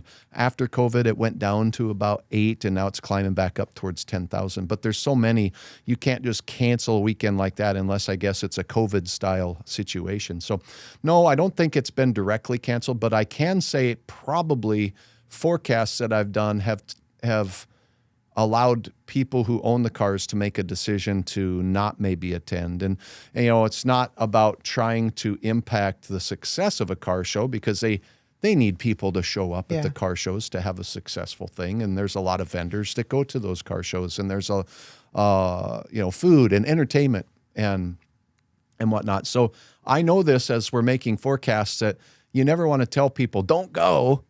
But if you have a car and you just got it painted, or it's been in the family for 50 years, Yeah, you don't want it to get damaged. you don't want hail to damage it. So it's it's known by organizers of these shows that, it's on us car owners to do what's in our best interest to protect our cars or to show them off. So, Yeah, that's fair. yeah. So you drive a Chevelle, right? Yeah. So when I was in high school, I bought a 1969 Chevelle out in the Denver area. Me and my stepdad, and we went shopping, and he's like, "How about a Chevelle?" I'm like, "Well, I kind of like Camaro's better, but let's go." And I looked at that thing, and it was fast and it was fun. It was all ready to go, and I just tore up the streets with that, in a legal sort of way, with that car. and then I beat it up so much the engine blew, and I put another motor in it that was used, and it never really quite did the same. So it was sat in a garage. I brought the car with me. The original engine block moved with me to 3 states and all these places, and many, many boxes of extra car parts that I had accumulated over the years that I'm like, someday. And during COVID, that someday hit. So I was walking through the garage and the car sat there. I'm like, I'm going to try to start it up, because I had tried to start it up a couple times a year, and it wouldn't start up this time at all. So I'm like, so clean the plugs, do all that, and then take the carb off and rebuilt it and put it back on the car. And it never ran better. I'm like, I was so excited that it was running so fantastic. And I knew it had a tired motor, and I'm like, well, let me see if I can get this painted. So I talked to a different couple painters that I really like their work. And I'm like, I think I would rather spend money on this car than a payment for something else. So that was my justification. And then I sent the motor that I had been dragging with me 3 states into a local shop to see if it was buildable, because I took it apart and I could not find where the knock was coming from, and even replace the crankshaft and all kinds of stuff. And I thought, well, maybe it's in the heads. And so I took everything in, and they says, nope, it's buildable. What do you want to do? And I'm like, okay. So we bored and stroked the 350. It's now a 383. I kept the same steel heads and put that all together, but hot rodded a lot of other stuff, put serpentine belt kit on it. And so I did all the mechanical work on not building the engine. That was the machine shop. But when I got it, putting all the accessories on there and whatnot, and took it to the painter, and he painted it, and the transmission, I got a nice transmission for it. Then I needed some wheels and tires, and in the build process, called my friends at OK Tire, and they sent a person out to measure the car at the shop to make sure we got the exact precise fit for the car for what we wanted to do with the wheels. And then it rolled out of there. It wasn't quite finished yet. I still needed to do the rear end in the car, and a few other projects, the interior and stuff. But it was in a car show, and I had the car. And I went to car show. I never went to car shows when I had the car for those 30 years, because I was like, it's in really rough shape. It's got a little rust here. Yeah. It runs pretty bad.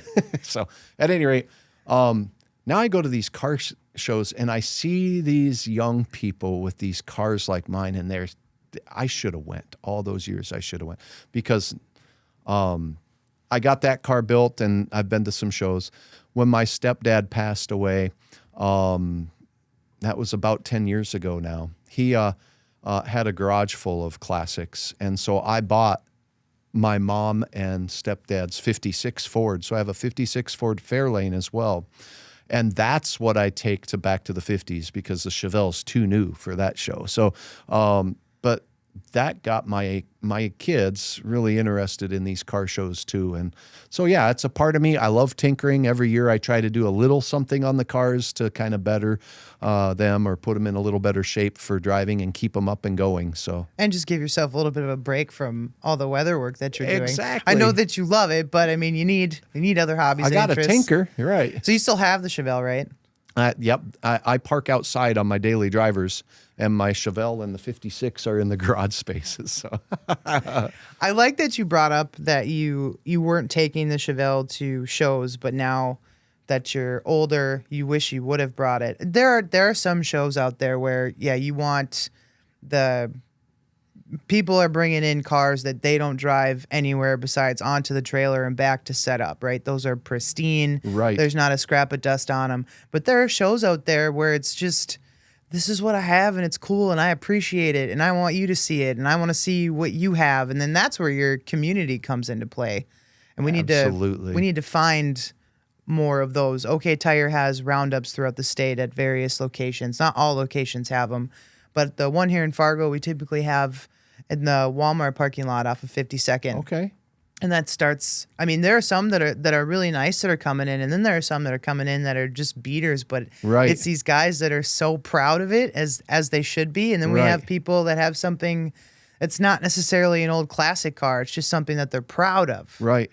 Well, and what I think of as classic to me, now that I'm getting a little older, I realize to the kids, my kids said to me the other day, my kids had a 1999 Toyota Corolla. And so kid one got it, then kid two, then kid, so it's kind of made its rounds.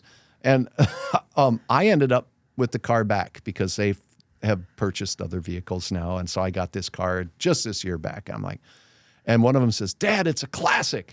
And I'm like, I'm thinking 99, 09, 19, by golly, it is. At 25 years, are there classic plates for that thing? So the definition changes.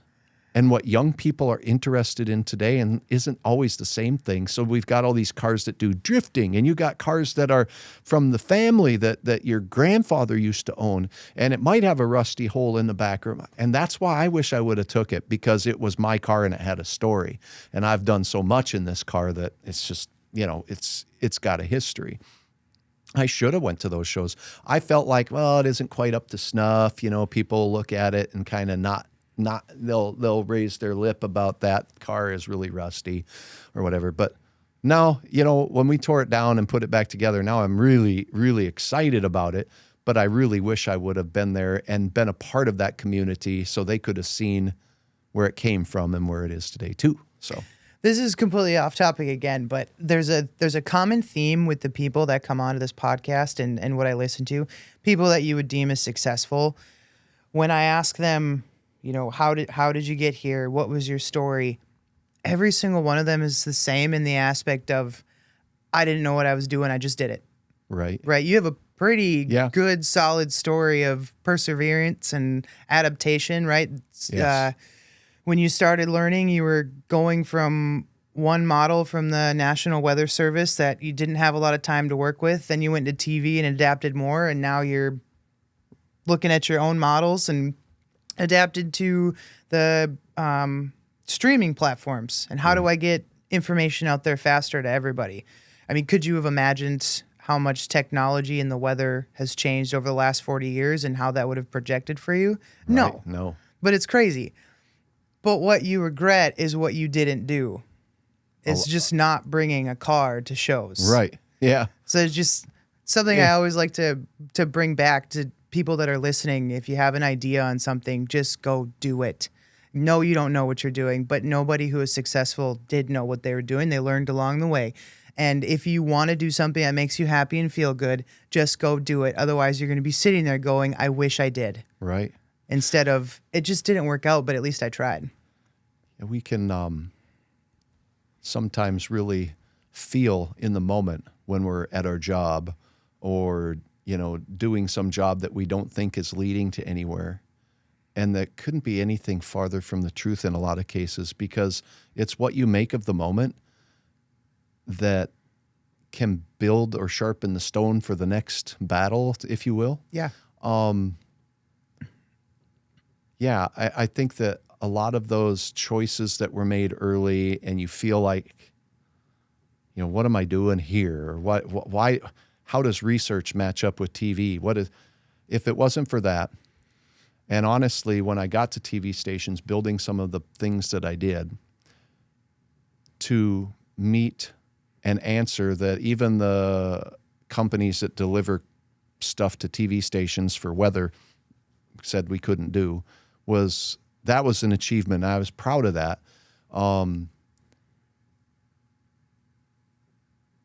Going to TV stations and then basically building the graphics for weather from scratch, designing every town, every look, every map, every color of every interstate, all of the tedious work. I called it eye bleeding work, where you're working overnight with toothpicks in your eyes to make it right for you. Yeah.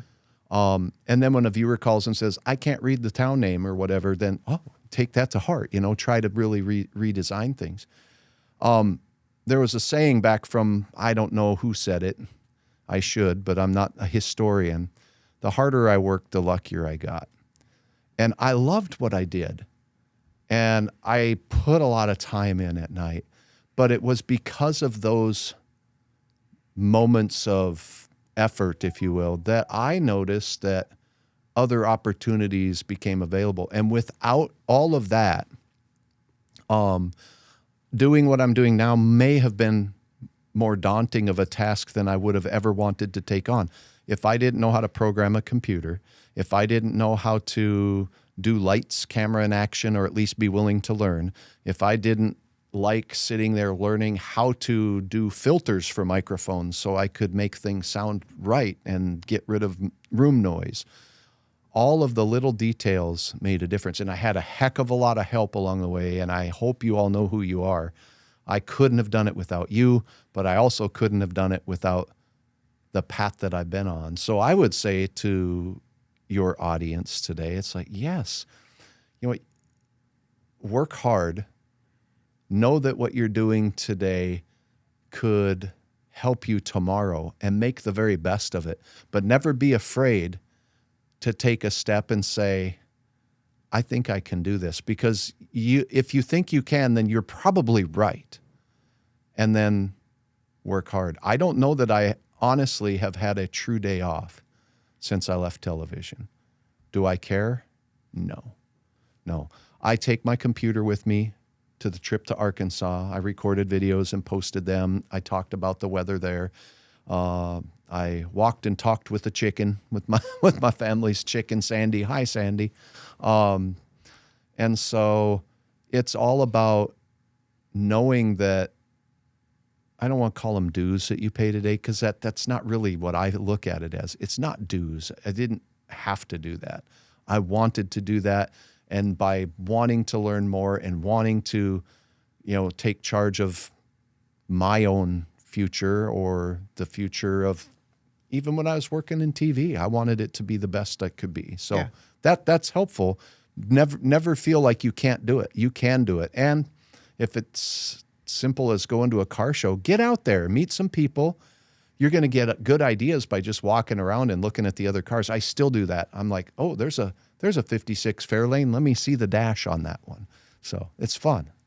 Do you have any stories that you look back on and kind of make you chuckle just in your career? Maybe it was like a TV blooper or something you said on the radio where you go, man, I shouldn't have done that. Yeah. Sometimes you'll walk away from the weather wall or whatnot, and somebody will tell you, did you know you said? And it's like, I did.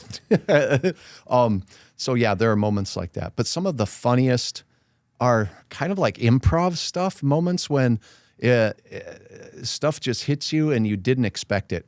So one time early in my career, we have these little garage door openers for clickers to advance the graphics. I dropped my clicker and it shattered into like 8 pieces. And here comes the camera operator, army crawling on the floor, rolling backwards, and holds the clicker up like this. And I'm busted up laughing, and I grab the clicker and I thank him for it. So it's times like that was like, okay, we're going to find a way to make this work, and we'll keep the show going on. The show must go on. Another time, sometimes there are technical difficulties that every one of us see in TV. And so it's like, oh, the mic isn't on. Oh, the graphic behind him doesn't seem to match the story. Well, one time I was getting ready to do a morning weather hit in Kirksville, Missouri, and I was getting ready to point at the weather wall. So I'm standing in front of a big green screen. There's a blue screen behind me now. And I turn, and then I look to see what's behind me, and it's a photo of Mr. Food with a big old turkey roaster that's sitting there. Well, the story after weather was Mr. Food, and it was a little video clip of him saying, "Hey, join me on Mr. Food coming up in a few minutes, and we're going to show you how to make the best ever, the Thanksgiving dinner, whatever." And I'm like, so as you can clearly see here, we have a roaster. It's a turkey. And, that's going to be then you just go with it and you start throwing out all that. I think our weather's going to be foul. It was just rolling with the puns. And the tears were rolling down the cheek of the news anchor on the set. And then they did get my weather graphics eventually put back in there. So I went through the weather. Then when I sat back down at the desk, I threw in a few more puns about Thanksgiving dinner. So it was fun. That's awesome. Yeah. But yeah, everything's happened. Mispronouncing names happens a little bit. And there isn't a faster way to lose credibility with an audience if you live in, Twin Buttes and you call it Twin Butts. Yeah. I didn't do that, but I had coworkers that did. And it's important to sit there and take that time. I still mispronunciate communities from time to time, especially some of the small ones that you don't see on the map every day.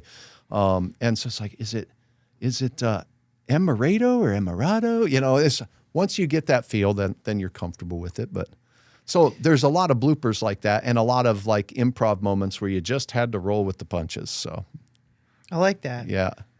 Do you think there are any misconceptions about that we haven't talked about weather people or you yourself and your long-term career in the community, and what are they, and how do you want that to change? I think this community, there's other parts of the world where I think it's worse. If I was doing weather in Vegas and I says, tomorrow looks like thunderstorms, I'd be like, yeah, right, whatever. Plus the weather's the same. Like if you watch a 7-day from places like that, it's like 98, 98, 98, 98, 99. 98, 99. And so I could make the forecast on Monday and golf the rest of the week. And I'm not kidding. It's that, persistent with the weather in some places. Not so here. And most of you viewers really recognize that fact. Honestly, you can go from a day where it's 50 plus degrees this time of the year, because our records are in the 50s, to a day where it's 40 some below within a few, I won't say hours, but a day or two, and that can happen. So we get volatility here that's unlike any other place, and it is a challenge to forecast it. Let's say a cold front's coming through. Okay, I'll share another moment with you that goes back to this. I'm working in Bismarck. There was a cold front moving through. And so how far south is the cold front going to make it? The cold front was timed to come through during the afternoon. So some places were not going to get very warm and others were. And so I picked a spot. I picked a line where I thought, looking at all the models, that this would be where the cold front's going to stall out, or it's going to be right here by this time. So our high, we're going to get to, I think it was like 75. And we got to like 55. So it's like a 20-degree air or whatever. It may have been even a little worse than that. So I remembered as a kid watching football on Sundays or Monday Night Football on ABC television. And there were these people that watched football in New Orleans, and they had a team, the Saints, and they used to call them the Aints. And they would show up to games wearing paper grocery bags on their head. So I took a page out of that, and the day after that forecast, I showed up and I put a paper bag over my head with eyes cut out and said, I'll be back with you. Because literally it was a challenge in the forecast. And I said, now, down here in Mobridge, you definitely are going to be 80. And I think we're going to be, 70 here, and up north it's going to be 40 something. That sharp of a line. So I think people here understand that. And there's moments where, I appreciate it always, but I do run into a few people that say you're an alarmist. You're always saying a storm's going to be worse than it is. And I can get how people would feel that way, because sometimes computer models will show a storm out a week and it looks like the entire area is getting 6 to 12 inches of snow. And so is it alarmist to say, so what I've done after learning from you and your constructive criticism, we'll call it that way, I've learned to just kind of reshape the message a little bit and call it snow potential. And so the model's showing this huge area of 6 to 12 inches, but you know what, we might see a narrow band that gets that much. Some of us will see that, many of us won't. So it's trying to just reshape the message to be more in line with what the science is about, as opposed to showing a model and saying this, actually advertising what the possibilities are. And it's hard. The science of meteorology is going through some work with that. Other misconceptions just might be that you always hear this one in this science, that I wish I had me a job where I could collect a paycheck and be wrong all the time. Yeah, And I've heard that. I knew what I was doing when I went to college. I mean, I did not want to suffer without a paycheck if I made a mistake. So I says I should be a meteorologist. No, I didn't do that. But science, in large parts, a lot of science, there's still a lot of unknowns. If I go to the doctor with a ache in my shoulder or a bug and I'm sneezing, you're given okay, take this, we have a bug going around. They don't test you with all the possibilities of the science to tell you that, oh, you have this specific bug and it should be treated with this specific thing. So there's a lot of sciences that are this way. There's a lot of sciences that have to be exact and have to be precise when you're talking about landing a person or some spacecraft on the moon or whatnot. Those calculations, but they run into unknowns too. So science is an evolving thing. And I think one of the biggest things I can say is trying to, in explaining why we miss so often, and we do miss from time to time, maybe less often than before. We certainly can do a little better job in the 3 to 7 day range than we used to with regards to the accuracy of a forecast that far out. But if you have weather balloons that go up through the atmosphere and measure the temperature and the moisture and pressure and wind in the atmosphere all the way up from the ground up, but you only do that in one spot per state, there's all these gaps in data up above us. Now on the ground, we have a fair amount of information, but you have a weather station in, I'll walk across North Dakota. You got one in Dickinson. You got one in Bismarck, 100 miles away. You got one in Jamestown. You got one in Fargo. On average, in North Dakota, the surface weather stations run by the National Weather Service are about 100 miles apart. Now, we can put data from other sources into our models because you might have a home weather station.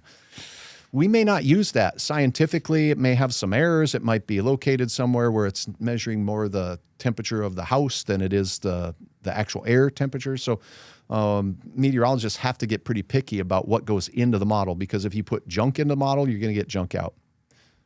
But that said, with a grid of about 50 to 100 mile distance between input data at the surface or on the ground, but upwards of 200 or 300 miles apart in some cases, certainly more than 100 miles apart for the upper air measurements, our atmosphere is driven by what's going on in the upper air. So there are a lot of estimates made by computer models. When we put the data in, it calculates for every point on a grid what the temperature must be between these places. Okay. That is just an estimate, and it can be wrong. So we'll run the model over and over and over again in what we call an ensemble, where we'll introduce errors into the model on purpose. And we'll see if the solution is still similar or if it's vastly different. And then we can gain either we have high confidence in this model's output or a lower confidence in it. The farther out an error goes, by the way, if you had a temperature at your house that was 15 degrees off and we plug that in, then by day 1, you're going to have a little error to the forecast. But by day 10, it's going to cause a zombie apocalypse of weather. The error gets huge. So it can be pretty apparent when models go off the deep end on things when we get out beyond, say, 5 days. But I think that window of real good, accurate data stops at about 3 days, 4 days. And then you really have to get more of a consensus between the models before you put any confidence in a forecast that's beyond that far. That's good to know, because Yeah. I've looked at 7-10 day Well, forecasts. they came to me at the station and wanted this amount of days of forecast. And that happened in the industry back when there used to only be 3-day forecasts in newscasts, and the Weather Service only did 3-day forecasts. The Weather Service now goes out 7 days with their forecasts on the forecast website. But I can tell you with all assuredness that days 4 through 7 have a lot lower accuracy. And in fact, they're not even going to give you forecasts for snowfall amount or rainfall amount or anything like that on days 4 through 7. In fact, you won't even see that until about the day before. So some things we have the ability to make a precise number and put a precise number on your temperature. That's about 1 to 2 days out. That's it. After that, you start getting into, there's going to be a chance of rain. And we think it's going to hit here. And that's what the science is. That's what it is. I shouldn't over-advertise what it is. And in some facets where you're the expert, they want an 11-day forecast or a 7-day forecast because the other station's doing it or whatever. It gets to be hard. Yeah. And honestly, when you're putting a specific number on anything beyond day, say 5 to 7, there's no way, if you would watch, there's just no way that you're going to consistently hit that within, say, I'll say 5 degrees. Now, when you grade yourself as a meteorologist too on how well you did the day before. So let me ask you a question. If the forecast was good, how many degrees should it be from what actually happens? If my forecast is for today for 1 degree, and you saw your car thermometers say what number, would you say that? Hutch, come on. Personally, I give it like 10 degrees. Okay. That's a pretty good, I like this person. I was thinking 5. 5 degrees, says Sam. If Yeah, if the forecast is it's going to be like 15 degrees, I go, all right, well, I'm going to plan for 10 to 20. right. Like to give myself a range because I'm realistic Right. with the weather that's here. Right. But now I'm going to be waiting for the first comment or some sort of post from somebody that's referring to a 7 or 10 day weather forecast and saying something like big weather's lying to us again. Something like big that. Weather. I think that so in the science of meteorology, and for me, when I go back and look at my forecasts, if I'm within 3 degrees of the temperature that I forecast, I give myself an A. That's pretty good, because when you go from one side of Fargo to the other, you can get a range of easily 3 degrees. You go down to the river bottom, or you go up to Mount Fargo up there at the top of the snow hill or whatever. But different areas of shade on the north side of a big building, all of that can impact your local temperature. And we can watch that with our cars' thermometers nowadays that are pretty accurate, and you'll see it change as you're going from neighborhood to neighborhood. So a 3 degree window, if you don't mind, say, Hutch, you did pretty good today. And now if you go out another 3 degrees or so, and then you're in that 5 to 6 degree window, that's still a B. That's not too bad. You get out towards 8, that's a C. C is average. So your 10 isn't too far off of what my thinking is. If you're within 10, you might be passing, but that to me, I don't like C's. All right. All right. So I like to be certainly within 5 degrees if I can, 6 degrees if I can. And then if I don't, I look to try to see what's going on or whatnot. So that's just for the temperature part. But what if we said chance of rain? How many of you watching, and how about you? What does it mean if Hutch has on the forecast graphic on tomorrow is, let's say it's Saturday, and if on Saturday I say there's a 30% chance of precipitation, rain, snow, whatever, but Sunday it's a 90% chance. What does that mean to you? So I was going to say, that's a little bit different. If you tell me 30% chance of rain, I'm going to go, it's probably in the morning or afternoon. If you say 90, well, then my day is planned on that 90. So if it doesn't rain, then I'm thinking, what the heck is going on? And that's a miscommunication problem on the science of meteorology. And broadcasters, for instance, are the arm of meteorology, if you will. Whether they're meteorologists or not, there's plenty working in the field of weather in TV or radio that are not meteorologists. But we'll sit there and read what the Weather Service says, 30% chance of rain, without defining what that means. So in and around Fargo, what a 30% chance would mean for tomorrow would mean 30% of the area around Fargo. Say draw a circle around Fargo of about 30 miles or so. 30% of the area will get measurable rain. It doesn't matter when. It doesn't matter exactly where. 30%. That's what the science can tell us. About 30% of this area will get rain. When you see 100%, that means we totally expect everybody within that ring around Fargo to get some measurable rain. It's not how much, so you shouldn't cancel your plans. It doesn't tell us when, what part of the day. So if you see 100%, that's what I dislike about a 7-day forecast that's overly simplified.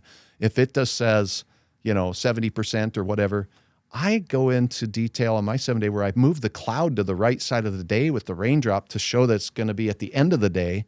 Or if it's in the morning, I'll put it on the left side of the cloud where, you know what I mean, where you're walking through the day from left to right, how we read a book. So okay, so that's pretty interesting. Not everybody does that. That's pretty interesting footnote, though, for what's different about your app versus watching Big Weather, as we're going to refer to them now. Yeah, okay, Big Weather. Bad. Sorry, Sam. Yeah.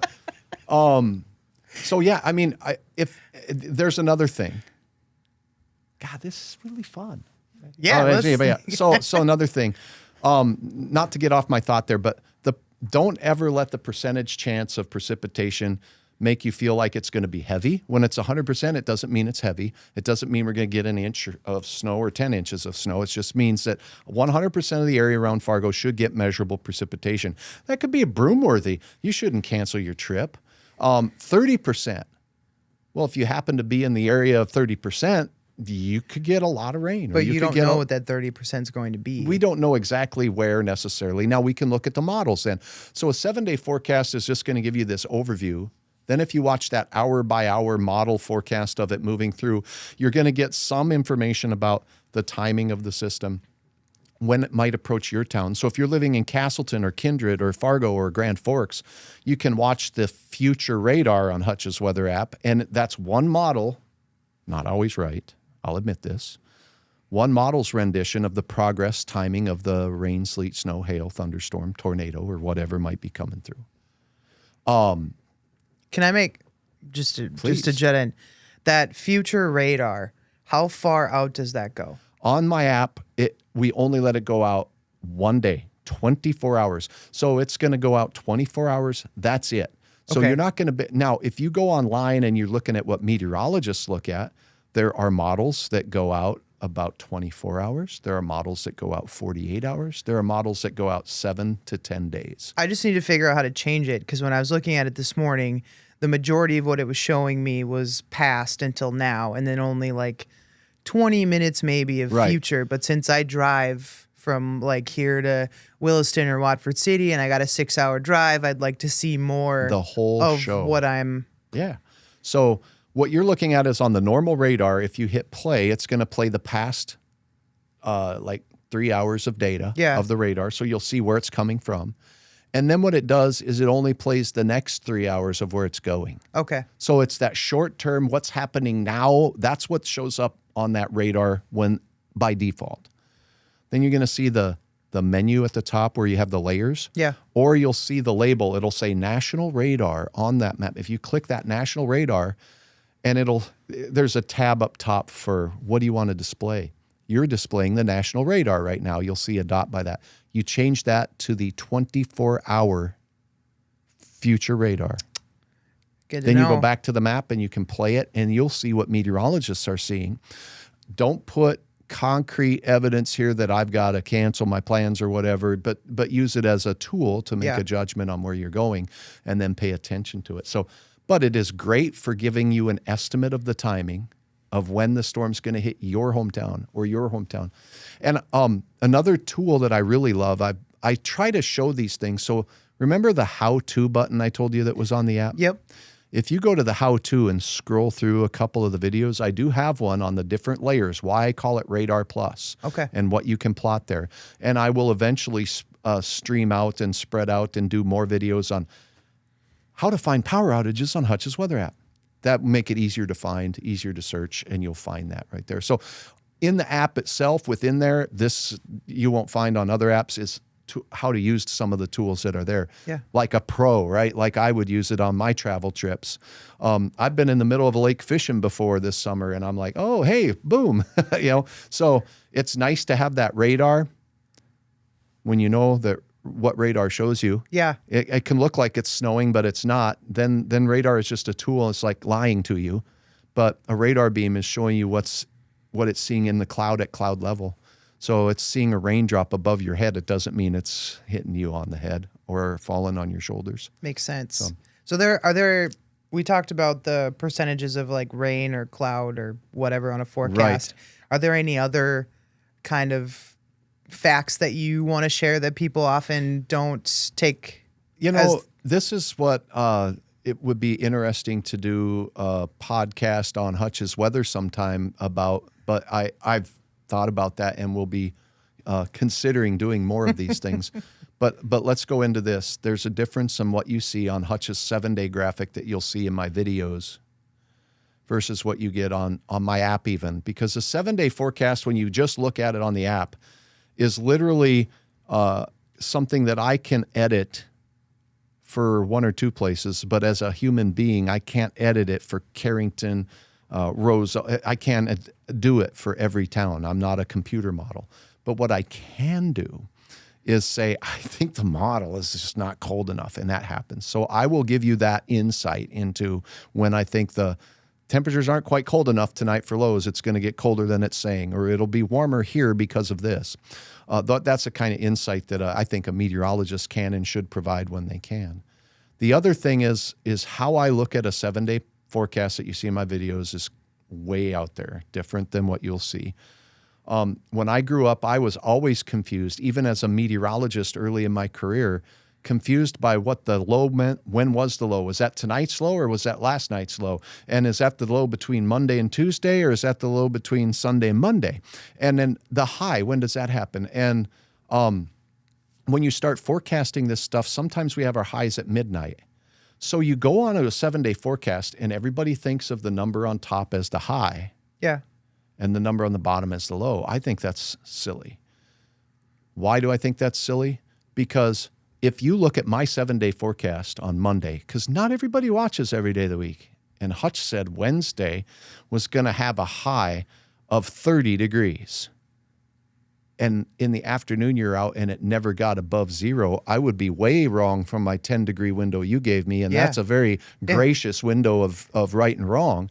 So it makes no sense to have that high say the high. Nobody runs their life on the maximum temperature of a day and the minimum temperature of a day. We run our lives on when I get up and open that door, what's going to hit me in the face. Yeah. So that morning temperature is, in my graphics, for the morning temperature you're going to experience at 7 a.m. when you walk out the door. I don't care too much about what the low is going to be. I will mention it, and oftentimes it does happen at 7 a.m. or at 8 a.m., depending on the time of year. The high temperature is what you're going to experience on the way home. Most of our high temperatures happen at between 3 this time of the year. I was going to say in the hottest part of the day, like 3 to 5. 3 to 5, yep. Sometimes 6 in the summer. But essentially, if I post and say, this is what you're going to feel on your drive time home, it's going to be this. I put the temperature of the afternoon is going to be. That's so you're smart. going to see backwards numbers. You'd be like, Hutch mistyped this stuff again, that silly guy. You know, he's a cotton-headed ninny muggins, to steal a line from a person that I like to watch in movies. So when you go and you look at a Hutch's 7-day forecast and you see in the morning the temperature is 30 and the afternoon is 9, I think that's more useful. That's one of the, yes, I agree. I agree. So now I've noticed that certain places who do weather in town have continued that. So I think it tells the story better. It's all, and I think we should do it as meteorologists.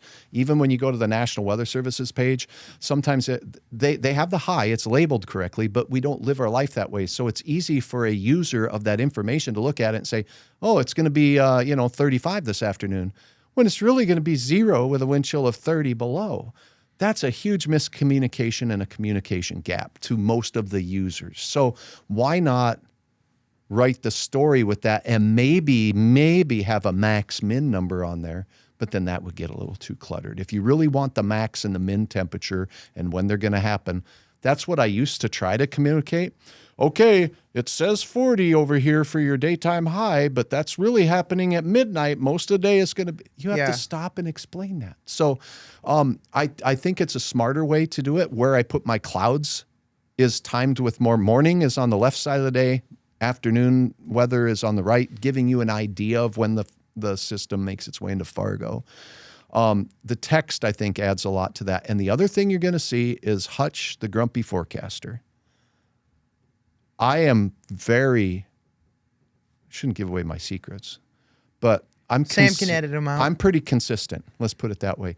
If I make a forecast on Monday, and if I put all my effort into it on Monday, and if I want to see how well I did, I'm not going to change the numbers on Tuesday.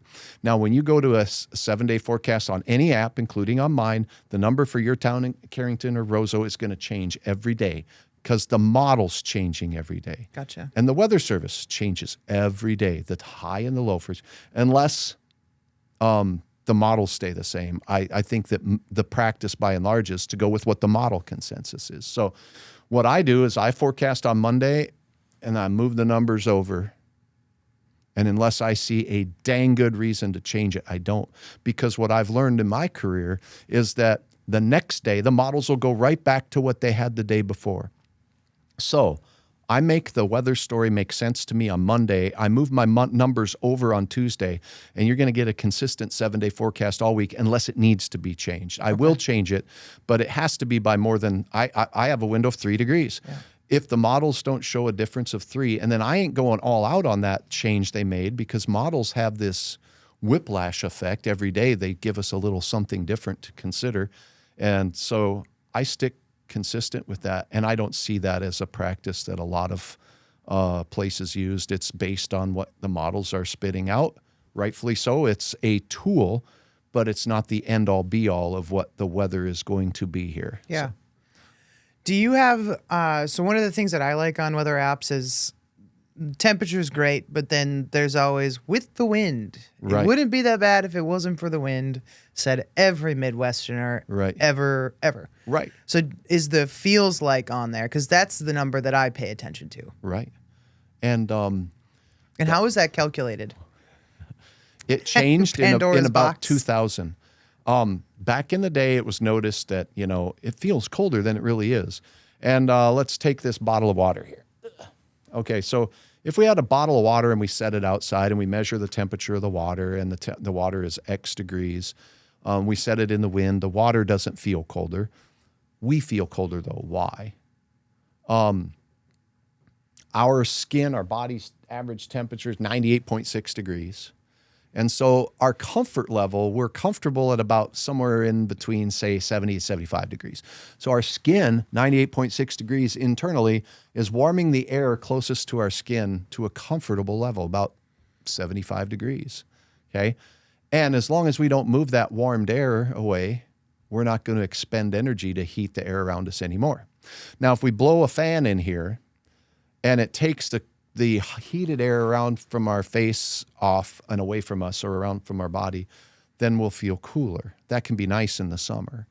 We wear clothes, and those help to keep the air our body is warming closer to our skin, so we feel comfortable when we're wearing clothes this time of year. Layers, a good thing. Now, if we go outside and it's 0, like the weather we've been having here, ridiculous. Okay. And the wind is blowing at 30, 40 miles per hour because we've somehow lost all our trees in North Dakota. Yep. Gone. Then essentially, when we walk outside as humans, the wind carries our heat away, and then our skin has to reheat that air. So we lose temperature faster. We get colder faster. Hypothermia can set in faster. frostbite can set in faster than it would normally at a temperature. So if we go outside with a thermometer and we measure the temperature on a windy day, in the wind and out of the wind, the temperature will be the same. So the air temperature is the temperature of the air. It's the thermal energy of the air molecules. But in the wind, that wind can take heated air away from you. And then this is where Hutch is different. I'll wax philosophical for just a second and say that your car's engine can suffer from wind chill. Your house can suffer from wind chill, because if your car's engine is out in the windy day and it is radiating heat to the air in the hood compartment and the wind blows in there, it's going to take that heat away. Your engine will cool off faster. Yeah. And I know I burn through more heating pellets, because I use wood pellets to heat my home, on windy days than I do on calm days. So yeah, the wind chill effect can impact a stick. If that stick came from inside and you threw it outside, it would cool faster on a windy day than it would on a not windy day. So that's what wind chill is. That makes sense. And then in the summer, we have a indice that we call the heat index, and it's how hot we feel, because similarly, we have a comfort level, about 75 degrees. We're comfortable. If we start overheating and our body's core temperature starts warming up above 98.6, we perspire, we sweat. And when the wind blows over our face, sorry, mic check, it evaporates that precipitation. Evaporation is a great cooler. So that evaporation will cool our skin and we'll feel more comfortable. So that's why a fan feels good, and it's why we perspire. It's the body's attempt to cool us down. And if the air is really dry outside, the perspiration works. Evaporates quickly, we cool quickly. But if it's a humid day, that evaporation can't happen when the relative humidity is 80 or 90%. It's not as efficient. So we feel hotter and we don't cool off as fast with wind or in a fan or nothing. So the heat index can show us a 90-degree day can feel like 110, and that can be deadly. Yeah. Both can be deadly, right? So good to know when it's dangerous to be working outside on a roof, installing a new roof. When the heat index is above 105, you got to stay hydrated or you just aren't going to make it. Start paying attention to your body's. Are you dizzy? Are you feeling lightheaded? Are you feeling confused? Did you faint? So how do you calculate that, though? The feels like temperature? Yeah. It's an efficiency on both ends. Okay. It's an efficiency, and they based the model, the original wind chill chart and calculation was based off of a bottle of water at about 6 feet and how it would lose heat. So you'd take a 98.6 degree bottle of water, put it in a fan, and measure how fast it loses heat. So there's some fudge factors that are in the equation that explain that. Nowadays, we use a human face model, and we know more about parts of the face that freeze. And yeah, it's still for about 6 feet, but not everybody's 6 feet tall, so it could be a little higher or a little lower. We use wind speed, not wind gust. So I would argue that there's a lot of days when we're measuring winds in North Dakota where the wind is 25 but gusting to 50, where the wind chill is worse than it is. And I get a lot of people of age that remember the old wind chill where they said, we had a wind chill of 110 back in the day. Yes, you did. The wind chill chart did get down that cold faster with that old model. Nowadays, 50 to 60 seems to be more that nasty threshold. We can get down colder though, but it takes a lot more in the way of wind. So okay. Wow. All good things to know. Yeah, I did teach meteorology at the college level for 17 years. So at Bismarck State College, hey students, it was a lot of fun. It was fun, trying to pass along my love for the science, but also some of the concepts. It helped me be a better broadcaster because you're explaining some pretty difficult scientific calculations to folks that may not have had as much math as Hutch had and want this more theoretical view of why a cloud can form in the sky and such. So they say you're not truly a master unless you can simplify quantum mechanics down to a level that normal people can understand. Right. And it might be why in tire commercials and whatnot, they show us the penny and how to measure the tread to see Yes. if we need new tires. It's really trying to make it easy for people to know when things need to be addressed. Same thing in weather. I think I don't have time every time to talk about it, but I think if you watched regularly lives and question and answer type period on that, these are the kind of things we talk about. So it's a lot of fun to do that. And I get feedback that say, hey, I watch because I learned a little something, and you're always so good at explaining not just the what the weather's going to be, but sometimes the why. And I equate that to having the ample amount of time to do that. So is there anything else that you want to say while you're on here? Yeah, there really is. And it's thanks to all the viewers who followed me. There's still a number that come up to me in public and say, hey, how are you liking retirement? And while frustrating, I get it, because I am not in my same spot that I used to be. But, continue passing the word. Thanks to everybody who's followed me and watched me. All of the follows, all of the people who've clicked follow on Facebook and the subscribe on YouTube make a huge difference to the numbers of people that I'm reaching. And sharing the information that I have an app, or sharing the information really does help spread the word, to get this content out there and to allow me to keep doing what I love so much, because I can see me doing this for a lot of years to come. Maybe not in the full assault mode, we'll call it, where I'm working 24/7 for 2.5 or 3 years, but it's been so fun, and it's been so educational and rewarding because of you, the positive feedback, the constructive criticisms about what would make it better. All of it has added up to evolve in what's going on today, and I'm looking forward to tomorrow because of it. So, well, I got one more question.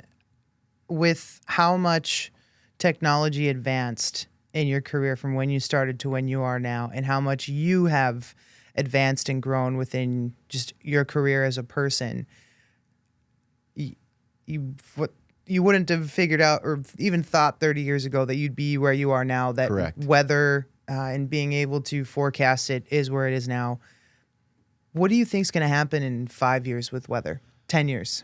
There's a lot going on with AI in every aspect of our world right now. And so there are attempts by a lot of the modeling agencies to use AI to provide a forecast. And then right now it's kind of in a testing phase where we can look at a normal model that we've been using for the last 5 years or whatever, and compare it to what the AI answer is.